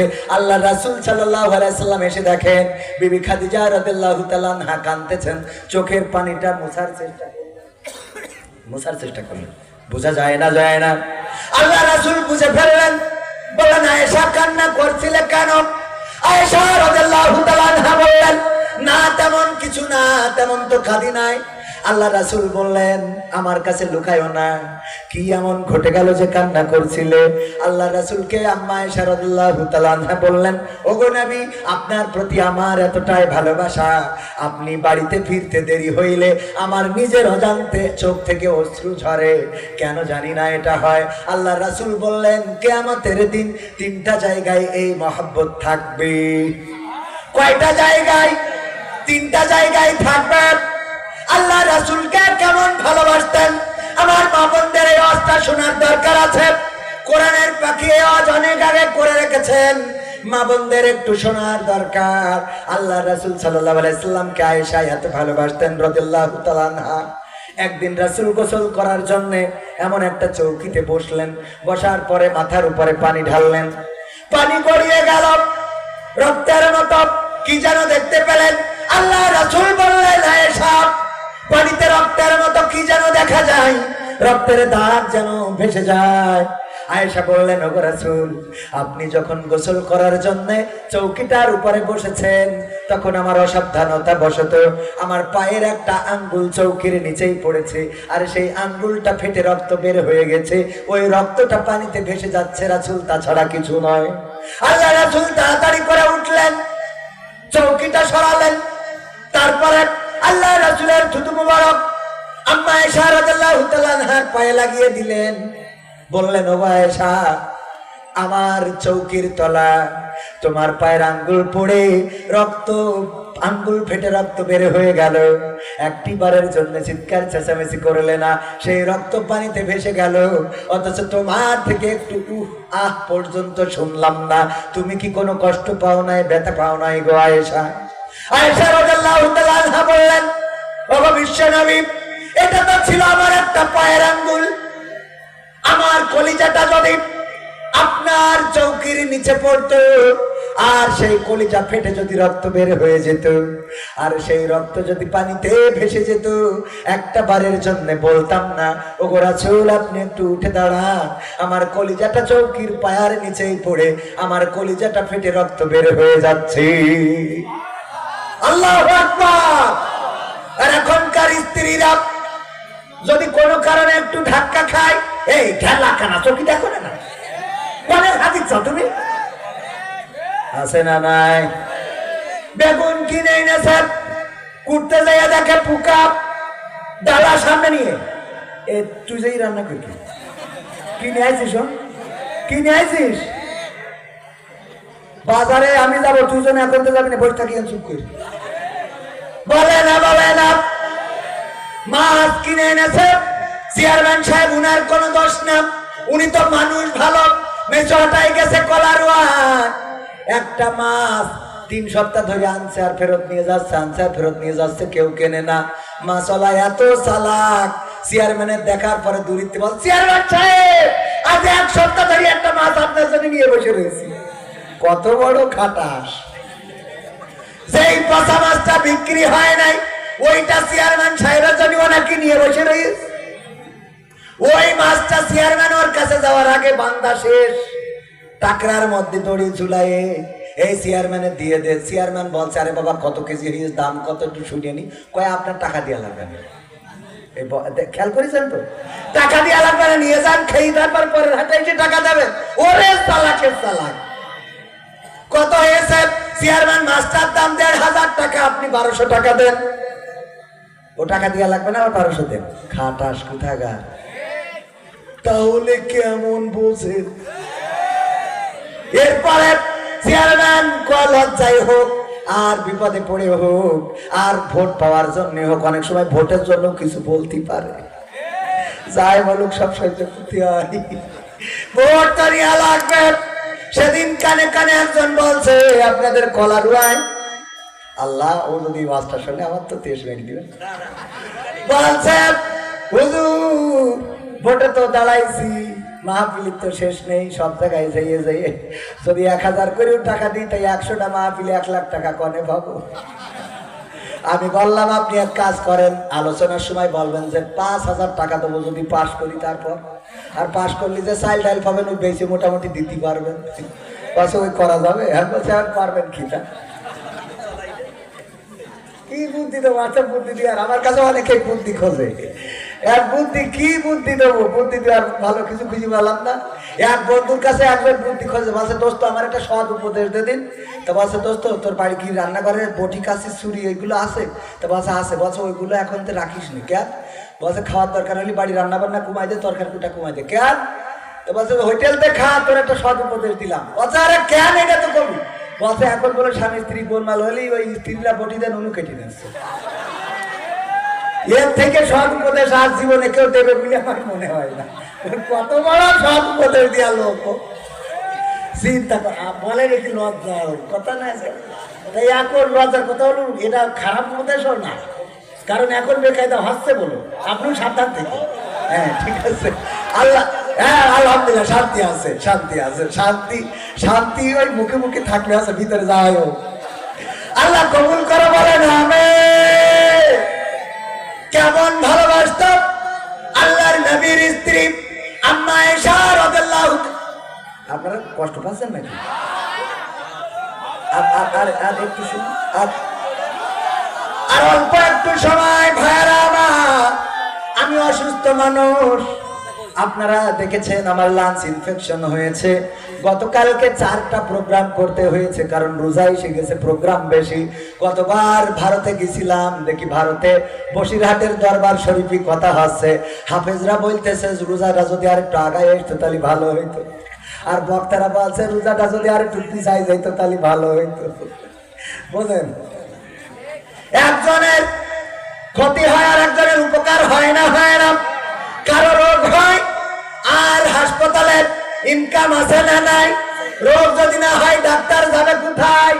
মাঝে মাঝে আমি 2-1টা ডাক্তারের দেখা হলি, ডাক্তার রোগ মুখ মানুষের হচ্ছে না, বলছে না আগের মতো নেই। আমি কই তাহলে তো বেকায়দা অবস্থা, আমাদের একটু দাওয়াত করি খান, দোয়া করি তোমানে যেন রুগী বেড়ে যায়।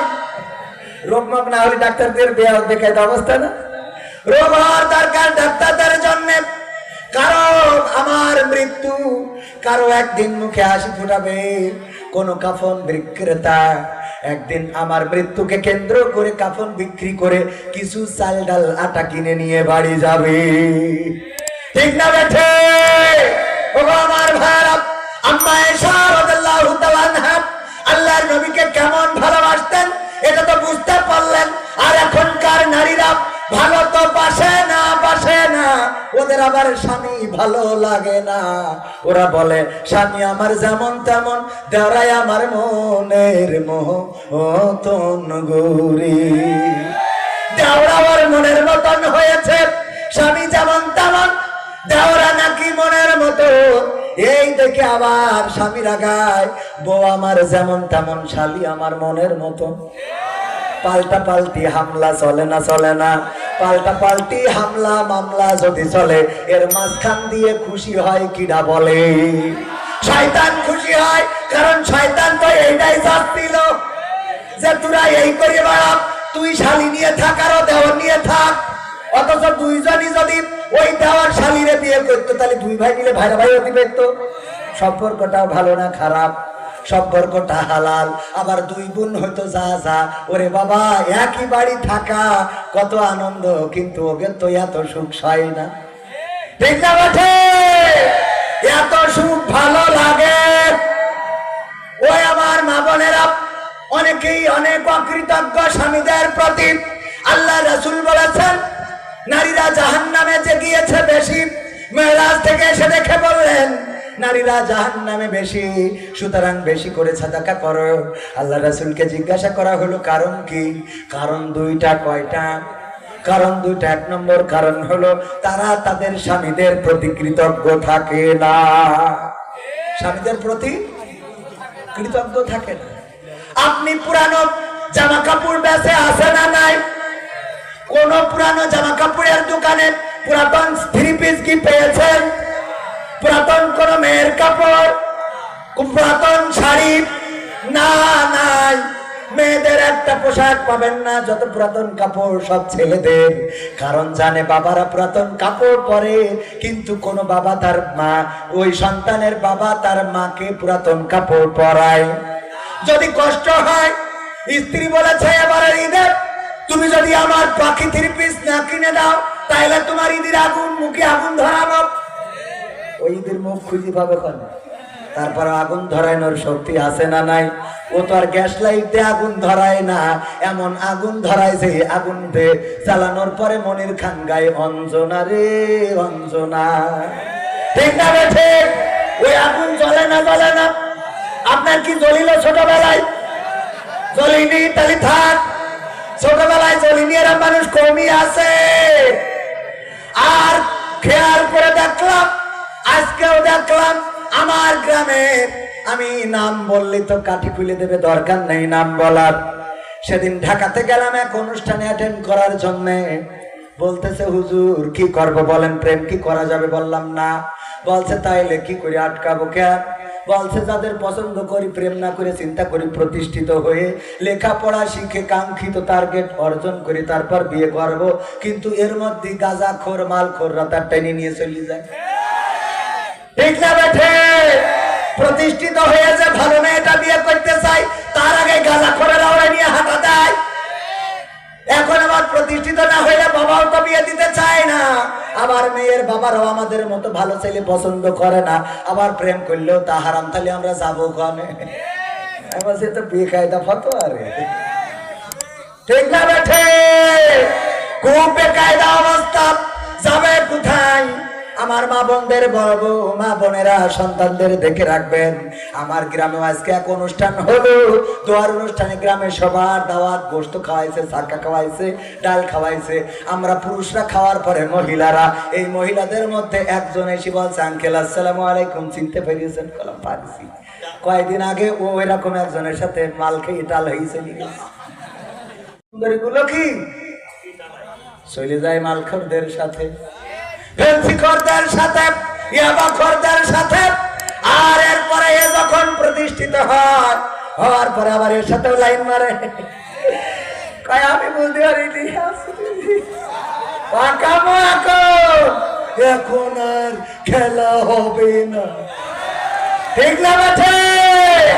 প্রতিষ্ঠিত হওয়ার পরে খোঁজো, এখন মজাটা বোঝো। মা বোনেরা এমন ভুল করবেন না। আবেগের বর্ষবর্তী হয়ে যারা এমন ভুল করেন, এই ভুলের কারণে পরিবারের মুখে চুনকালি লাগে, সমাজের মুখে চুনকালি লাগে। পিতামাতা মুখ দেখাতে পারে না, পারে না। জামাইয়ের পরিচয় দিতে পারে না। চেয়ারম্যান মেয়েটাকে বড় করছিল, হঠাৎ করে এক ফেন্সিখোরের সাথে চলে গেছে, বাড়ি কাজের লোকের সাথে চলে গেছে। এরকম ঘটে না? ঘটে না? চেয়ারম্যানের ড্রাইভার যে গাড়ি চালায় আর চাবি নিয়ে চুপ করে দাঁড়ায় থাকে, চেয়ারম্যান সাহেব জি স্যার হ্যাঁ sir okay sir thank you sir yes sir no sir good sir. এই স্যার স্যার বলা লোকটা মেয়ে নিয়ে চলে গেল, সহ্য না করি পারা যায়। বলেন স্টপ করবেন না আপনি, করবেন কিনা? না না মানে এখনো মেয়ে আছে নাকি? আল্লাহ সাবধান করি দাও বলে না আমি, তা না হলে স্টপ করার দরকার আছে না নাই? না হলে জোর করি করা লাগবে, যে মুখ দেখাবো কি করে? এই কথা কয় না। আল্লাহ হেফাজত করুন। এই জাতীয় অনেক আছে এই সমাজের পিতামাতার মুখে। আপনার বেশি দূর যাওয়ার দরকার নাই। বেইলি রোডের আগুনে পুড়ে মারা গেল বৃষ্টি খাতুন, নাম এখন অবিশ্রুতি শাস্ত্রী। আমার মা বোনদের এই অবস্থা শোনার দরকার আছে। কোরআনের পাখি আজ অনেক আগে করে রেখেছেন, মা বোনদের একটু শোনার দরকার। আল্লাহ রাসূল সাল্লাল্লাহু আলাইহি সাল্লামকে আয়েশা এত ভালোবাসতেন রাদিয়াল্লাহু তাআলা আনহা। একদিন রাসূল গোসল করার জন্য এমন একটা চৌকিতে বসলেন, বসার পরে মাথার উপরে পানি ঢাললেন, পানি গড়িয়ে গেল রক্তের মতো। কি যেন দেখতে পেলেন, আল্লাহ রাসূল বললেন আয়েশা পানিতে রক্তের মতো কি যেন দেখা যায়, রক্তের দাগ যেন ভেসে যায়। আয়েশা বললেন ওগো রাসূল, আপনি যখন গোসল করার জন্য চৌকিটার উপরে বসেছেন তখন আমার অসাবধানতা বশত আমার পায়ের একটা আঙ্গুল চৌকির নিচেই পড়েছে, আর সেই আঙ্গুলটা ফেটে রক্ত বের হয়ে গেছে। ওই রক্তটা পানিতে ভেসে যাচ্ছে রাসূল, তাছাড়া কিছু নয়। আল্লাহ রাসূল তাড়াতাড়ি করে উঠলেন, চৌকিটা সরালেন, তারপরে আল্লাহ রাসূলের থুতু মুবারক আম্মা আয়েশা রাদিয়াল্লাহু তাআলা আনহার পায়ে লাগিয়ে দিলেন। বললেন ও আয়েশা, আমার চৌকির তলা তোমার পায়ের আঙ্গুল পড়ে রক্ত, আঙ্গুল ফেটে রক্ত বের হয়ে গেল, একটি বারের জন্য চিৎকার চেঁচামেচি করলে না, সেই রক্ত পানিতে ভেসে গেল, অথচ তোমার থেকে একটু আহ পর্যন্ত শুনলাম না। তুমি কি কোনো কষ্ট পাও নাই, ব্যথা পাও নাই গো আয়েশা? আয়েশা রাদিয়াল্লাহু তাআলা আনহা বললেন ওগো বিশ্বনবী, এটা তো ছিল আমার একটা পায়ের আঙ্গুল। আমার কলিজাটা যদি আপনার চৌকির নিচে পড়তো আর সেই কলিজা ফেটে যদি রক্ত বের হয়ে যেত আর সেই রক্ত যদি পানিতে ভেসে যেত, একটা বারের জন্য বলতাম না ওগো রাসূল আপনি একটু উঠে দাঁড়ান, আমার কলিজাটা চৌকির পায়ের নিচেই পড়ে আমার কলিজাটা ফেটে রক্ত বের হয়ে যাচ্ছে। আল্লাহু আকবার। আর এখনকার স্ত্রীরা যদি কোনো কারণে একটু ধাক্কা খায়, এই ঠেলা কানা চৌকি দেখো না, মনে হাতিচ্ছ তুমি আছে না নাই? বেগুন কিনে এনেছে, কুটতে যাইয়া দেখে পোকা, ডালা সামনে নিয়ে এ তুই যাই রান্না করবি, কিনে আইছিস? কিনে আইছিস বাজারে, আমি যাবো, তুই জন এখন তো যাবি না, বসে থাকি চুপ করি। বলে না মাছ কিনে এনেছে, চেয়ারম্যান সাহেব উনার কোনো দোষ না, উনি তো মানুষ ভালো, মেচটাই গেছে কলারওয়ান, একটা মাছ 3 সপ্তাহ ধরে আনছে আর ফেরত নিয়ে যাচ্ছে, আনছে আর ফেরত নিয়ে যাচ্ছে, কেউ কেনে না। মাছওয়ালা এত চালাক, চেয়ারম্যানের দেখার পরে দূরিতে বল, চেয়ারম্যান সাহেব আজ 1 সপ্তাহ ধরে একটা মাছ আপনার জন্য নিয়ে বসে রয়েছি। কত বড় খাটাস! যেই পচা মাছটা বিক্রি হয় নাই ওইটা চেয়ারম্যান সাহেবের জন্য নাকি নিয়ে বসে রয়েছে। ওই মাছটা চেয়ারম্যান ওর কাছে যাওয়ার আগে বান্দা শেষ, টাকরার মধ্যে দড়ি ঝুলাইয়ে এই চেয়ারম্যানের দিয়ে দে। চেয়ারম্যান বলছে আরে বাবা কত কেজি হয়েছে, দাম কত, একটু শুনিয়ে নি। কয় আপনার টাকা দিয়ে লাগবে না, খেয়াল করেছেন তো, টাকা দিয়ে লাগবে না, নিয়ে যান, খেয়ে তারপর পরের হাতে এসে টাকা দেবেন। ওরে চালাকের চালাক! কত হয়েছে? চেয়ারম্যান মাছটার দাম 1,500 টাকা, আপনি 1200 টাকা দেন। ও টাকা দিয়া লাগবে না, 1200 দেন। খাটাস কোথাকার! তাহলে কেমন বোঝে? এরপরে চেয়ারম্যান লজ্জায় হোক আর বিপদে পড়ে হোক আর ভোট পাওয়ার জন্য হোক, অনেক সময় ভোটের জন্য কিছু বলতে পারে, যাই বলুক সব সহ্য করতে হয়। ভোট তো নেওয়া লাগবে। সেদিন কানে কানে একজন বলছে আপনাদের কলারওয়ান, আল্লাহ ও যদি ওয়াজটা শুনে আমার তো তেজ বেড়ে দিবে, বলছে হুজুর ভোটে তো দাঁড়াইছি, মাহফিলের তো শেষ নেই, সব জায়গায় যাইয়ে যাইয়ে যদি 1000 করেও টাকা দিই তাই 100টা মাহফিলে 1 লাখ টাকা কনে পাবো। আমি বললাম আপনি এক কাজ করেন, আলোচনার সময় বলবেন যে 5,000 টাকা দেবো যদি পাস করি, তারপর আর পাস করলে যে চাইল্ড হেল্প পাবেন ওই বেশি মোটামুটি দিতে পারবেন। বলছে ওই করা যাবে? হ্যাঁ। বলছে আর পারবেন খিতা কি বুদ্ধি দেবো? আচ্ছা বুদ্ধি দিয়ে, আর আমার কাছে অনেকেই বুদ্ধি খোঁজে। এক বুদ্ধি কি বুদ্ধি দেবো? বুদ্ধি দেওয়ার ভালো কিছু খুঁজে পেলাম না। এক বন্ধুর কাছে একজন বুদ্ধি খোঁজে, বলছে দোস্ত আমার একটা সৎ উপদেশ দিয়ে দিন। তো বলছে দোস্ত তোর বাড়ি কি রান্নাঘরে বটি কাশি ছুরি এইগুলো আছে? তো বলছে আছে। বলছে ওইগুলো এখন তো রাখিস নি কেন? বলছে খাওয়ার দরকার হলে বাড়ি রান্না বান্না কমাই দে, তরকারি কুটা কমাই দে। কেন? তো বলছে হোটেলতে খা, তোর একটা সৎ উপদেশ দিলাম। বলছে আরে কেন এটা তো কবি? বলছে এখন বলে স্বামী স্ত্রী গোলমাল হলেই ওই স্ত্রীরা বটি দেন অনু কেটে নিচ্ছে। এর থেকে সৎ উপদেশ আর জীবনে কেউ দেবে বলে আমার মনে হয় না। কত বড় সৎ উপদেশ দিয়া লোক, চিন্তা কর। বলে নাকি লজ্জা কথা না, তাই এখন লজ্জার কথা হলো এটা খারাপ উপদেশও না, কারণ এখন বেকায়দা হচ্ছে বলো, আপনিও সাবধান থেকে। হ্যাঁ ঠিক আছে, আল্লাহ হ্যাঁ আলহামদুলিল্লাহ শান্তি আছে, শান্তি আছে, শান্তি শান্তি ওই মুখে মুখে থাকলে আছে, ভিতরে যাওয়াই হোক। আল্লাহ কবুল করে বলেন আমিন। কেমন ভালোবাসতাম আল্লাহর নবীর স্ত্রী আম্মা আয়েশা রাদিয়াল্লাহু। আপনারা কষ্ট পাচ্ছেন নাকি? আর একটু শুনুন, আর অল্প একটু সময় ভাইরা আমার, আমি অসুস্থ মানুষ। আপনারা দেখেছেন আমার লাঞ্চ ইনফেকশন হয়েছে। গতকালকে 4টা প্রোগ্রাম করতে হয়েছে, কারণ রোজা এসে গেছে, প্রোগ্রাম বেশি। গতবার ভারতে গেছিলাম, দেখি ভারতে বসিরহাটের দরবার শরীফি কথা হচ্ছে, হাফেজরা বলতেছে রোজাটা যদি আর একটু আগায় আসতো তাহলে ভালো হইতো, আর বক্তারা বলছে রোজাটা যদি আর একটু পিছাই যাইতো তাহলে ভালো হইতো। বোঝেন, একজনের ক্ষতি হয় আর একজনের উপকার হয় না, হয় না। কারো রোগ হয় আর হাসপাতালে ইনকাম আছে না নাই? রোগ যদি না হয় ডাক্তার যাবে কোথায়? মাঝে মাঝে আমি 2-1টা ডাক্তারের দেখা হলি, ডাক্তার রোগ মুখ মানুষের হচ্ছে না, বলছে না আগের মতো নেই। আমি কই তাহলে তো বেকায়দা অবস্থা, আমাদের একটু দাওয়াত করি খান, দোয়া করি দুবানে যেন রুগী বেড়ে যায়। রোগ মুখ না হলে ডাক্তারদের বেকায়দা অবস্থা না? রোগ হওয়ার দরকার ডাক্তারদের জন্য, কারণ আমার মৃত্যু কারো একদিন মুখে হাসি ফুটাবে। কোন কাফন বিক্রেতা একদিন আমার মৃত্যুকে কেন্দ্র করে কাফন বিক্রি করে কিছু চাল ডাল আটা কিনে নিয়ে বাড়ি যাবে, ঠিক না বেঠে? ওগো আমার ভাইরা, আম্মা আয়েশা রাদিয়াল্লাহু তাআলা আনহা আল্লাহর নবীকে কেমন ভালোবাসতেন এটা তো বুঝতে পারলেন। আর এখনকার নারীরা ভালো তো বাসে না, বাসে না, ওদের আবার স্বামী ভালো লাগে না। ওরা বলে স্বামী আমার যেমন তেমন, দেওরাই আমার মনের মতন গৌরী।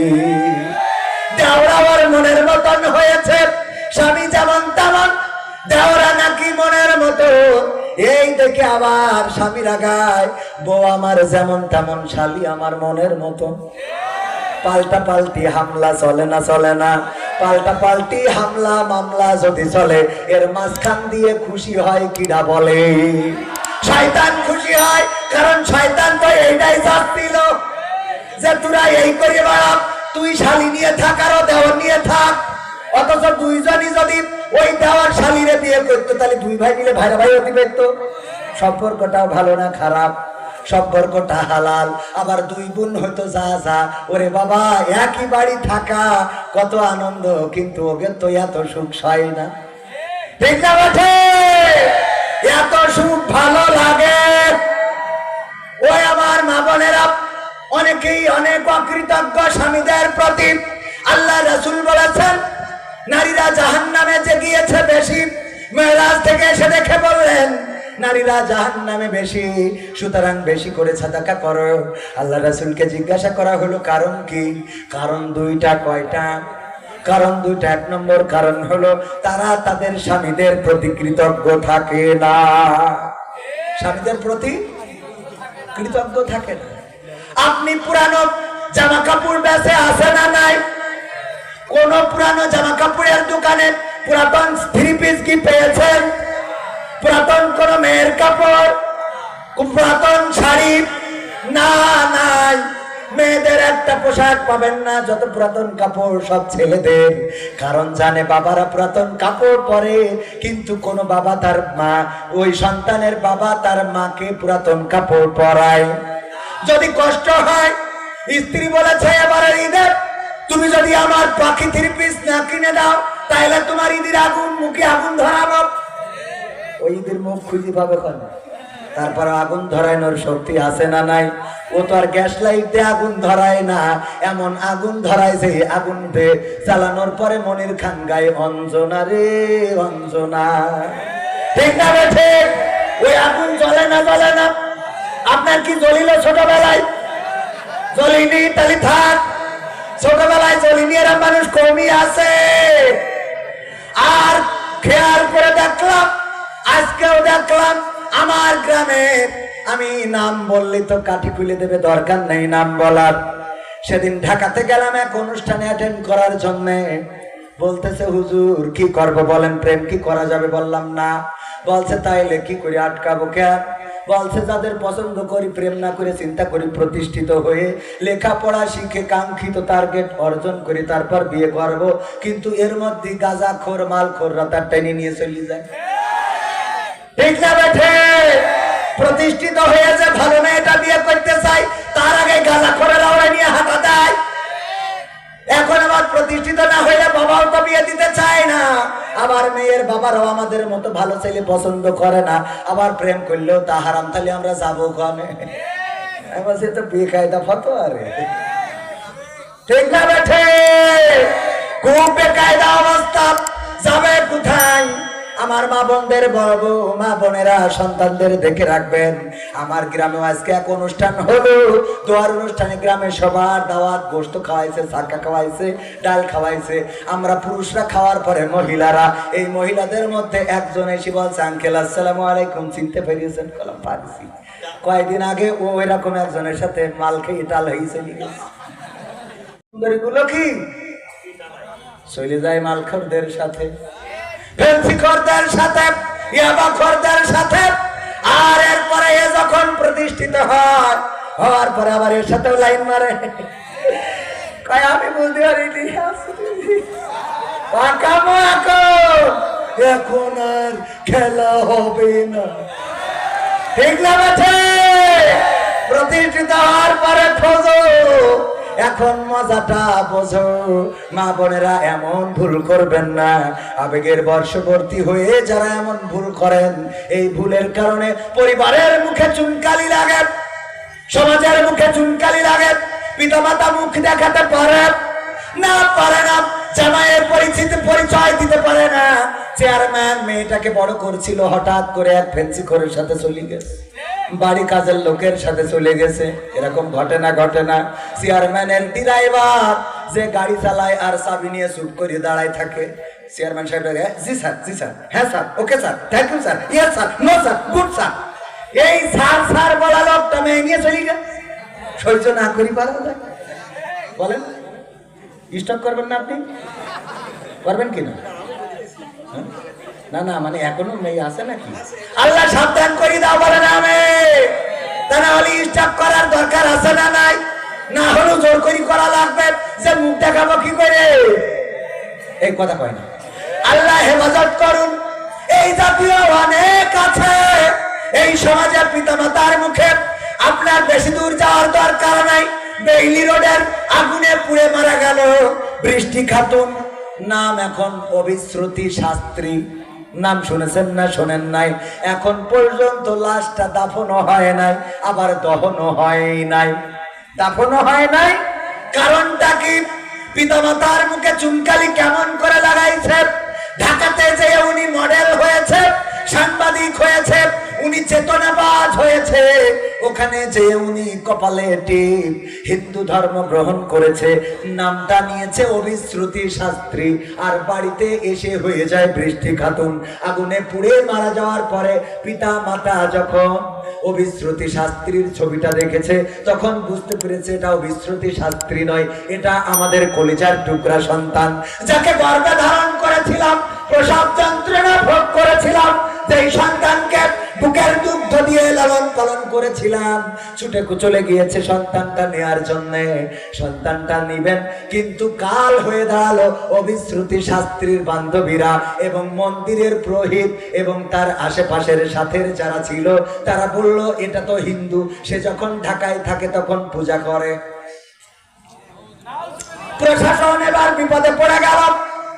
আহারে তারে কোথায় দেয়া যায়, কোথায় দিবেন? একবার নাকি আমার আব্বা বলতেন একজন মারা গেল, যার পরে কপালে পট্টি জুব্বা হিজাব পরা, এটা দেখার পরে সবাই চিন্তা করলো মহিলাটা মুসলমান, সুতরাং কবরে নিতে হবে। তার জন্য কবর খনন করা হয়ে গেল, তার জন্য পানি গোসল করানোর জন্য পানির ব্যবস্থা করা হলো, কাফন কিনা হলো। কিন্তু কাপড় চোপড় খোলার পরে হিজাব বুরকা পর্দা যখন খুললো, খুলে দেখে কপালের মধ্যে মাঝখান দিয়ে একটা সিঁদুর টানা। এবার কি কবরে নামানো যাবে? হিন্দুরাও সন্দিহান। আরে বুরকা পরা ছিল আল্লাহ আল্লাহ, আবার সিঁদুর দিয়া এমন মানুষ অবিশ্রুতি শাস্ত্রী। সেই মানুষটা বৃষ্টি খাতুন, তার আইডি এনআইডিতে বৃষ্টি খাতুন, কিন্তু সাংবাদিকতার আইডিতে আবার অবিশ্রুতি শাস্ত্রী। এইভাবে নাম রাখার কারণে পিতামাতাকে এখনো লাশটা দেয় নাই। বলেছে ডিএনএ টেস্ট করা হবে, কমপ্লিট ভাবে জানা হবে এই পিতামাতার সাথে আসলে সম্পর্ক আছে কিনা। যদি থাকে তারপরে দিবে, যতক্ষণ না থাকবে ততক্ষণ দিবে না। আচ্ছা বলেন দেখি, এমন কোন পিতামাতা আছে নাকি যে কলিজার টুকরা সন্তানের জন্য ডিএনএ পরীক্ষা করার জন্য যদি সন্তান না হয় ঢাকায় বসে থাকবে? কেউ আছে বসে থাকবে? আমার ছেলে আমার মেয়ে যদি না হয় আমি ঢাকায় বসে থাকবো কেন? কেউ যাবে ওই পুরা মরা লাশের জন্য? কারণ ও তো আর এমন না যে সোনা দানা গয়না গাটি যে তাই ওইটা আমার উদ্ধার করতে হবে, তাই না? ওইটা না। আমার আব্বা যখন মারা গেল রাজপথে পড়ে আছে, কেউ এসে বলে উনি আমার খালু হন, মোটরসাইকেলটা নিয়ে টানাটানি করে। কেউ বলে আমার চাচা তুমি মোটরসাইকেল নিয়ে কনে যাও। কেউ বলে আমার দাদা তুমি কনে নিয়ে যাও। কেউ বলে আমার আপন চাচার জ্যাঠা তো ভাই পোপাই তো ভাই ছেলের নানার চাচা তো ভাই বন্ধুর আপন ভাইপো। এরম জোড়া লাগানো লোক আছে না নাই? এই ঘটনা কি করে জানলাম? পুলিশেরা আমার বাবার গাড়িটা নিয়ে গিয়েছিল 12 বাজার ক্যাম্পে। সেখানে যাওয়ার পরে গাড়িটা দেখলাম, বললো এই গাড়িটা অনেকে রাস্তা থেকে নিয়ে নিতে চাচ্ছিল, বললো যে উনি নাকি উনাদের অনেক আপনজন। অথচ আমার বাবা এমন একজন, আমার বাবার যখন বয়স 6 মাস তখন আমার দাদা মারা গেছে। যখন বয়স 6 মাস তখন আমার দাদা মারা গিয়েছেন। আর আমার চাচা নাই, আমার বাবাই প্রথম সন্তান, শেষও আমার বাবা। আর কোনো চাচা নাই, আপন বলে আমাদের আর তেমন কেউ নাই। দায়রে উপরে যে কিছু আছে ও আমার ভাইরা, কিন্তু মারা যাওয়ার পরে মোটরসাইকেল নিয়ে টানাটানি আছে না নাই? যদি আপনার বাস অ্যাক্সিডেন্ট করে সবাই কি উদ্ধার করতে যায় নাকি? না, হাতের ঘড়ি খোবে, তারপরে পকেটের টাকা মানি ব্যাগ এইগুলো নেওয়ার চেষ্টা করে। কিন্তু এই মা এবং বাবা গিয়েছে ওইগুলোর জন্য নয়, কারণ টাকা পয়সা থাকলে বেইলি রোডের আগুনে পুড়ে তো ছাই হয়ে গেছে। এখন লাশটা নিয়ে একটু দাফন করতে চায়। ওর মা বাবা বলছে দেখেন আমাদের মেয়ে নামাজ করে, রোজা করে, আমাদের বাড়িতে গেলে কোনোদিন বুঝি নাই সে হিন্দু হয়েছে। আর হিন্দু পুরোহিত বলতেছে এখানে এই মন্দির, এবং তার প্রমাণও আছে, ছবিও আছে। এরা কি পিতামাতার মুখে চুনকালি দিয়েছে না দেয় না? অথচ এই সন্তান হতে পারত পিতামাতার নাজাতের ওসিলা। বলেন ঠিক না বেঠে? ও আমার ভাইয়েরা, এই জন্য মা বোনরা জাহান্নামে যাওয়ার কারণ কয়টা? 1 নম্বর কারণ হলো তারা তাদের স্বামীদের প্রতি অকৃতজ্ঞ থাকে, স্বামীদের কথা শোনে না, স্বামীদের কথা মতো চলে না, আবার স্লোগান দেয় শাক ভাত খাবো না, কুড়ে ঘরে থাকবো না, বৃষ্টি বাদল মানবো না, স্বামীর কথা শুনবো না। আমার ওই এনজিওর অফিসার যা বলবে প্রাণ থাকিতে ফেলবো না। ঠিক না বেঠে? একজনের স্ত্রী আমার কাছে ফোন করেছে, হুজুর আপনি কি সেই হুজুর? কোন হুজুর? ওই যে প্রশ্ন করে উত্তর দেন। বললাম হ্যাঁ। বললাম হুজুর আমার স্বামী মারা গেছে, আজ 1 সপ্তাহ হলো। আমি বললাম আমার তো কিছু করার নাই, কারণ আমার বউ আছে, 2টা ছেলে 1টা বউ। বলছে না হুজুর তার জন্য বলি না, আমি একটা প্রশ্ন আপনার কাছে করতে চাই। কি প্রশ্ন? হুজুর, আমার স্বামী ছিল অসুস্থ, আমি তারপরে বিরক্ত হয়ে যেতাম, রাগ করে প্রায় বলতাম, আল্লাহ তোমার মরণ করে না কেন? আজরাইল তোমার চেনে না কেন? তোমার মৌত হয় না কেন? তুমি মরো না কেন? কবর তোমার নেয় না কেন? এইগুলো বলতাম। এরা বলে না? বলে না? আমি পারি না, আর পারি না, আমার স্বামী কেন মরে না? আজরাইল কি চিনে নাই আমার স্বামী রে গো? আমি পারি না, আর পারি না। আছে না? নাই? ও পারে না, আর পারে না। ওর স্বামী কেন মারে না? আজরাইল কেন চেনে না? ওর স্বামীর কেন টানে না? এই নিয়ে মন খারাপ করতাম আর দোয়া করতাম, আল্লাহ আমার স্বামী তুমি তুলে নাও, উঠাই নাও। এখন আমার স্বামী মরে যাওয়ার পরে মনে বড্ড ব্যথা, কষ্ট লাগে। আহারে, আমি কেন এমন দোয়া করতে গেলাম? কেন এমন অভিশাপ দিতে গেলাম? অভিশাপ আছে না? নাই? কালাস সাপ, ধুড়া সাপ, তারপরে ওই যে গোখরা সাপ, জাত সাপ, বিভিন্ন সাপ, জ্যান্ত সাপ, মরা সাপ, আছে না? নাই? আর আমার মা বোনেরা যে সাপ বানাইছে ওই সাপের নাম কি? অভিশাপ। এই সাপ আমি ধরে নিয়ে তার কামড় খাওয়াইছি। এখন কি আমার দোয়ার কারণে মরেছে নাকি হায়াত শেষ তাই মরেছে? আমি বললাম, ওগো আমার বোন অথবা মা যাই হন, দেখেন আল্লাহ রাব্বুল আলামিন দোয়াও কবুল করে এবং বদদোয়াও কবুল করে না? করে না? বদদোয়া যদি করে সেটাও কবুল হয়, আবার যদি ভালো দোয়া, কোনো গান হবে না, দোয়া হবে। 12টা বাজতে আর 5 মিনিট আছে। ও আমার ভাই, আমি অসুস্থ মানুষ, আপনি যে স্লিপ দিয়েছেন এরপরে গানের অনুরোধ চলতে পারে, কোনো কথা হবে না। ও আমার ভাইরা, এবার শোনেন ওই স্ত্রী কি বলছেন। ওই স্ত্রী বলছেন আমার দোয়ার কারণে মরেছে কিনা। আমি বললাম, ওগো আমার বোন, আল্লাহ দোয়াও কবুল করে এবং অভিশাপও। আল্লাহ নেক দোয়া এবং বদদোয়া কবুল করে।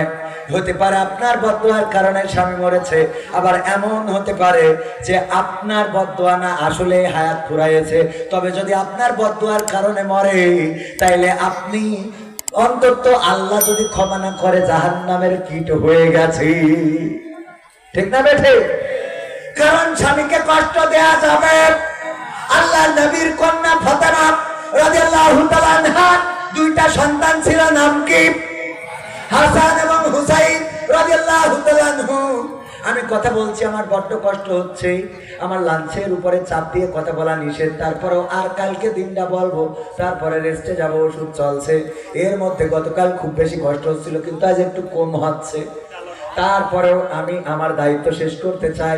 2 ঘন্টার নিচে আলোচনা তেমন একটা করি, 2 ঘন্টার নিচে তেমন একটা করি না। 11টায় উঠেছি, 1টা বাজতে গেছে না, যায় নাই। মুনাজাত দিয়ে আর একটু বেশি সময় চলে যেতে পারে, থাকবেন ইনশাআল্লাহ। ও আমার ভাই, এখনো 10 মিনিট আছে। এর মধ্যে বলি শোনেন, আল্লাহর নবী বললেন 2টা কারণে জাহান্নামী। একটা কারণ অকৃতজ্ঞ থাকে স্বামীদের প্রতি। আল্লাহর নবীর কন্যা ফাতেমা রাদিয়াল্লাহু তাআলা আনহার সন্তান ছিলেন 2টা, হাসান এবং হুসাইন। 3 দিন ধরে বাড়িতে কোনো খাবার নাই, রান্না করার মতো কিছু নাই। 3 দিন ধরে হাসান হুসাইন কিছু খাইতে পারে না। মাকে কান্না করে বলতেছে, মা গো, আর কতদিন না খেয়ে থাকবো? মা বললেন, ওগো হাসান হুসাইন, আমারে কেন জ্বালাও? তোমরা কি তোমাদের বাবাকে চোখে দেখো না? এমন কথা বলার কারণে আলী ওই সময় বাড়িতে ফিরছিল, মদিনার অলিতে গলিতে ঘুরেছেন, কিন্তু কোনো কাজ ম্যানেজ করতে পারেন নাই। যখন এই কথা শুনলেন, লজ্জায় ওই বাড়ির গেট থেকে বের হয়ে গেলেন। বের হয়ে যাওয়ার পরে কিছুক্ষণ পরে ফাতেমা রাদিয়াল্লাহু তাআলা আনহা বললেন, ওগো হাসান হুসাইন, তোমাদের পিতা তো দেখছিলাম বাড়িতে ফিরছিল, কোথায় গেল? বাবা বাড়িতে ঢোকার সময় গেটের কাছে যখন আসলো, তুমি তো আমাদের ধমক দিলে, তোমাদের বাবাকে কেন বলো না? তোমাকে কেন বারবার জ্বালাতন করি যে খাবার দাও, খাবার দাও? এই কথা শুনে বাবা ওখান থেকে, গেট থেকে বের হয়ে গেছে। ফাতেমা রাদিয়াল্লাহু তাআলা আনহা আরো কিছুক্ষণ অপেক্ষা করলেন, কিন্তু বাড়িতে ফিরলেন না আলী রাদিয়াল্লাহু তাআলা আনহু। তাড়াতাড়ি করে বোরখা পরে খুঁজতে বের হলেন, মদিনার অলিতে গলিতে খুঁজে বেড়ালেন, কোথাও পেলেন না। চলে আসলেন নবী মুহাম্মাদের কাছে। এসে বললেন, আব্বা গো, আজকে তো আমি আপনার জামাতাকে কষ্ট দিয়ে ফেলেছি। আল্লাহর নবী বললেন, আলীকে কি এমন কষ্ট দিয়েছো ফাতেমা? আল্লাহর নবীর কন্যা বললেন, ওগো আমার বাবা, আজ 3 দিন ধরে বাড়িতে খাবার নাই। হাসান হুসাইন ক্ষুধার্ত, পেটে পাথর বাঁধা, আমাকে বারবার বলে, মাগো খেতে দাও। আমি তো তাদের কষ্ট সহ্য করতে পারি না, আমাকে বারবার জ্বালাতন করে। আলী ও মক্কার অলিতে, মদিনার অলিতে গলিতে ঘুরে কোনো কাজ ম্যানেজ করতে পারে নাই, 2টা পয়সার ব্যবস্থা করতে পারে নাই, খাবারের ব্যবস্থা করতে পারে নাই। কিন্তু আমি মনের কষ্টে বলে ফেলেছি, তোমরা কেন আমাকে বারবার জ্বালাতন করো? তোমাদের বাবাকে দেখো না কেন? তোমাদের বাবাকে বলো না কেন? তোমাদের বাবাকে জ্বালাও না কেন? আমাকে কেন বারবার জ্বালাও? এমন অনেক সময় মা বোনেরা সন্তানদের বলে না, মোবাইল দাও মা, মোবাইল দাও। বলে, তোর বাপের কাছে সেখানে আমার কাছে বলিস কেন? বলে না, তোর বাপের কাছে বলতে মা সাইকেল কিনে দাও, তোর বাপের কাছে বলতে পারিস? ফাতেমা রাদিয়াল্লাহু তাআলা আনহা এই কথাটা বলেছেন, আলী বাড়ি থেকে বের হয়ে গিয়েছে। আল্লাহর নবী বললেন, ফাতেমা, আলীকে কি এখনো খুঁজে পাও নাই? না পায় নাই। আল্লাহর নবী বললেন, ওগো ফাতেমা, আমার আলীকে যদি এই মুহূর্তে কোন সাপে কামড় দেয়, আর আলী যদি মারা যায়, অথবা কোন বনের বাঘ ধরে নিয়ে যায়, আর আলী যদি মারা যায়, তুমি যদি তার থেকে কোনো ক্ষমা চেয়ে না নিতে পারো, এই কথায় যদি আলী কোনো কষ্ট মনে রেখে কবরে চলে যায়, তুমি যদি ক্ষমা চেয়ে না নিতে পারো, ওই কিয়ামতের ময়দানে, হাসরের ময়দানে, বিচারের দিনে, মুসিবতের দিনে আমি নবী মুহাম্মদ তোমাকে আমার কন্যা বলে পরিচয় দেব না। আল্লাহু আকবার। এখন কি মা বোনেরা বুঝেছেন? স্বামীর সাথে কেমন আচরণ করবেন, ভালো ভালো কথা বলবেন, সুন্দর সুন্দর কথা বলবেন। কিন্তু স্বামীদেরও তেমন হওয়ার দরকার আছে না নাই? স্বামীরা আবার এমন, এক স্ত্রীর ওয়াজ করে, আমার আব্বা বলতো, ওয়াজ করা হয়েছে যে তোমরা যদি পারো রহিম আলাইহিস সালামের মতো স্বামীর চুল দিয়ে পা মুছাই দিবা, কারণ আইব আলাইহিস সালামের চুল দিয়ে পা মুছাই তারপরে রহিম আলাইহিস সালাম ঘুমাতেন। এই শুনে আপনাদের এই কলারুয়ার লাঙ্গল ঝাড়ার এক মহিলা, একজনের স্ত্রী, সে যাইতে একজনের চুল দিয়ে, স্বামীর চুল দিয়ে পা মোছাইয়ে শুয়েছে। শোয়ার পরে গন্ধের জ্বালায় বাঁচা যাচ্ছে না। ওরে গন্ধ তো গন্ধ, এত দুর্গন্ধ যে ঘুমাইনই গেল, নাকের গন্ধ, পায়খানার। এই গন্ধ কোথা থেকে আসে? তাড়াতাড়ি খোঁজো, চারিদিকে খুঁজে কোথাও পায় না। হারিকেন ধরালো, হারিকেন ধরাই খুঁজে খুঁজে পাইলো না। স্বামী হঠাৎ করে মনে হইলো যে বোর চুল থেকে গন্ধটা আসছে, স্ত্রীর চুলটা নিয়ে নাকের কাছে নিয়ে কয়, তোমার চুলই তো গন্ধ, ঘটনা কি? কয়, ঘটনা কি? তা তো আমি জানি না, আজকে হুজুরের একটা ওয়াজ আমল করেছিলাম। কি ওয়াজ? হুজুর ওয়াজ করেছেন, যদি পারো স্বামীর চুল দিয়ে পা মুছাই দিবা। আমি আজকে আমার স্বামীর চুল দিয়ে পা মুছাইয়ে শুইছি, তোমার চুল দিয়ে পা মুছাইছি, মুছাইয়ে শুইছি, আমলটা করেই শুইছি। বলছে, ঘটনা তো ঘটেছে ওই জায়গায়, ওই যে লাঙ্গল ছাড়ার মোড়ের মাথায়, লাঙ্গল ছাড়া বাজারে, ওখানে তাস খেলছিল টাকা দিয়ে। হঠাৎ করে পুলিশ গেছে, আসলি দেশে দৌড় জুতো পাই দিয়ে একটু টাইম পাইনি, বারবার নিজ দিয়ে গিয়েছে, কিনা ছাড়ি ছিল ছটকায় দিয়ে শুয়ে চুপচাপ শুয়ে আছে। আর চুল দিয়ে মুছাইয়ে শুয়েছে। পরের দিন যখন আব্বা ওয়াজ করে বাড়ি যাচ্ছে, মা বোনরা ডেকে বলছে, হুজুর একটু দাঁড়ান, কথা আছে। কি কথা? হুজুর আপনি তো বললেন যে মা বোনেরা চুল দিয়ে স্বামীর পা মুছাই দিবা, এটা তো ভালো কথা, কিন্তু সামনে যে স্বামীরা থাকে ওদের বলবেন টিউবওয়েলেতে যেন পাড়া ধুইয়েতে শোন, টিউবওয়েলেতে যেন পাড়া, মনে থাকবে। ও আমার যুবকেরা, তরুণেরা, 5টা কাজ করে দিতে হবে আমার। 1 নম্বর কাজ, নামাজ কাজা করা যাবে, নামাজ কাজা করা যাবে না, নামাজে ফাঁকি দেওয়া যাবে না। নামাজে ফাঁকি দিলেন নিজের ক্ষতি করলেন। লেখাপড়ায় যে ক্লাস ফাঁকি দিয়েছে সে কি স্যারের ক্ষতি করেছে না নিজের ক্ষতি? যে স্কুলে ঠিক মতো যায় নাই, মাস্টারের ক্ষতি হয়েছে না নিজের ক্ষতি হয়েছে। তেমনি ভাবে নামাজের ফাঁকি দিয়া মানে নিজের ক্ষতি করা। নামাজ তো পড়বেন, জামাতের সাথে পড়াও ফরজ, জামাতে পড়ার দরকার আছে না নাই? আমি নিজেও দেখেছি, জামাতে না পড়লে নামাজের হক আদায় হয়। আমি যখন একা পড়ি তখন মনে হয় আমার পিছন থেকে কেউ দাঁড়াচ্ছে, যখন একা পড়ি কিছু রকিরা যে কোয়ান্তে কমনে চলে যায়, ঠিক না বেঠে? খেয়াল করে দেখবেন একা পড়ার সময় রুকু সিজদাও ঠিক মতো, ও রুকুতে সোজা হয়ে উঠার আগে সিজদা। একা পড়ি দেখবেন আপনারা হক আদায় হয়, কিন্তু মসজিদে গেলে হক আদায় হয় না, হয় না। জামাতের সাথে নামাজ পুরাটাই হক আদায় হয়ে যায়। জামাতের সাথে নামাজ পড়লে আপনার যত তাড়াহুড়া থাকুক, আপনার নামাজটা সহি শুদ্ধ ভাবে আদায় হয় না, হয় না। অনেকে আছে নামাজ পড়ে না, কিন্তু নামাজের সহি শুদ্ধ না হলেও বুঝতে পারে। আমাদের এক এমপি মশিউর রহমান রাঙা এমপি ছিল, এবার ফেল মেরেছে জাতীয় পার্টির রংপুরের এক ফেল মেরেছে এমপি থাকাকালীন। গত বছরের এক মাহফিলি বলতেছে একজন নামাজ পড়ে না, কিন্তু সে নামাজের টাইমটা বোঝে। কেমন টাইম বোঝে? নামাজ জামাত শেষ হওয়ার পরে এখনকার নামাজিরা নামাজে মনোযোগ না, এই কথাটা বুঝাইতেছে। সে বলতেছে নামাজ শেষ হওয়ার পরে দোকানদার বলছে ইমাম সাহেব আজকে কি ইশার নামাজ 4 রাকাতের জায়গায় 3 রাকাত পড়িছেন? বলছে না 4 রাকাত, কেউ তো লুকমা দিলে না। বলছে না আমি নিশ্চিত 3 রাকাত। কয় কি করে? কয় আমার মন বলে শুধু তাই না, আমি নিশ্চিত বিশ্বাস করি। কেন? কারণ আমার দোকান আছে 4টা। এই বাজারে আমি 4টা দোকানের হিসেব কিতাব করি। প্রথম রাকাতে যখন আপনি চলে যান 1 নম্বর দোকানের হিসেব সেটেল হয়ে যায়, দ্বিতীয় রাকাতে গেলে 2 নম্বর দোকানের হিসেব সেটেল, তৃতীয় গেলে 3 নম্বর রাকাত 3 নম্বর দোকানের হিসেব সেটেল, 4 নম্বর রাকাতে গেলে আমার দোকানের হিসেব 4টে দোকানের হিসেব সেটেল হয়ে যায়। আপনি নামাজ পড়িয়ে মসজিদ বন্ধ করে বাড়ি আসেন, আর আমিও দোকানে শাটারটা নিয়ে বাড়ি চলে যাই। কিন্তু আজকে দেখলাম আমার একটা দোকান এখনো হিসেব করা হয়নি, এর মধ্যে আপনি 23 মাইল দিতেছেন। বুঝা গেছে তো? দোকানের হিসেব দিয়ে নামাজ মিলায়, টাইমটা দেখেন। অথচ নামাজিরা নিজেরা পড়লে এতটুকু টাইমও মেইনটেইন করে, আর নামাজে দাঁড়াইলে বেদের মেয়ে জোসনায় আমার কথা দিয়েছে, 80 বলে জোসনা ফাঁকি দিয়েছে। কত গান, কত কবিতা, কত চেয়ারম্যানে কোন জায়গা তিরান কনে লাগাবে, কনকের রাস্তা কনে থবে, এইগুলো নামাজের মধ্যে মনে পড়ে না, পড়ে না। সব নামাজের মধ্যে হিসেব কষে। এই জন্যে আমার ইমাম সাহেব একদিন বললো যদি কিছু হারাই যায় তাইলে সাথে সাথে নামাজে দাঁড়াবা, শয়তান দেখেও তাড়াতাড়ি মনে করিয়ে দিই। এবং আমি খেয়াল করে দেখেছি কিছু মনে নেই, নামাজ দাঁড়াইলেই মনে পড়ে যায়। এই কথাটা বলতে চাইলাম রে। বিসমিল্লাহির রহমানির রহিম, আলহামদুলিল্লাহ। আল্লাহ এই কথাটা বলা হয়নি, আলহামদুলিল্লাহি রাব্বিল আলামিন আর রহমানির রহিম কেন যে বললাম না?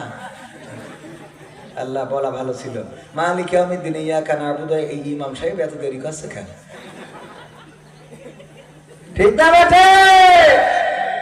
এই জন্য নামাজে দাঁড়াবেন মনোযোগ নিয়ে, আল্লাহর দিকে রুজু করে দেবেন। মনোযোগ হওয়ার অন্যতম পন্থা হল আল্লাহ রাসূল বলেছেন মাথায় রাখবা আল্লাহ যদি এটা চিন্তা করো তুমি আল্লাহকে দেখছো না, তবে এতটুকু চিন্তা করবা আল্লাহ তোমাকে দেখছেন। তুমি আল্লাহকে দেখছো না ঠিক আছে, কিন্তু আল্লাহ তোমাকে দেখছেন। একজন মন্ত্রীর সামনে, চেয়ারম্যানের সামনে কেউ যদি যায়, প্রধানমন্ত্রী যদি বলে কবির বিন সামাদ তোর সাথে দেখা করব, এক এক করে যদি ডাকে, বলেন দেখি কেমন করে প্রধানমন্ত্রীর সামনে যাব? কেমন করে চিন্তা করেন একটু। আপনার ডাকলো, আপনি যত বড় জামাতের নেতা হন, যদি বলে প্রধানমন্ত্রী যে আমি তোর সাথে একটু দেখ, আল্লাহ প্রধানমন্ত্রী আমার সাথে দেখা করো, ঠিক না বেঠে? সবচেয়ে বড় জামার জুতো আর জীবনে যে কোট গায়ে দিনি ওই কোট আল্লাহ।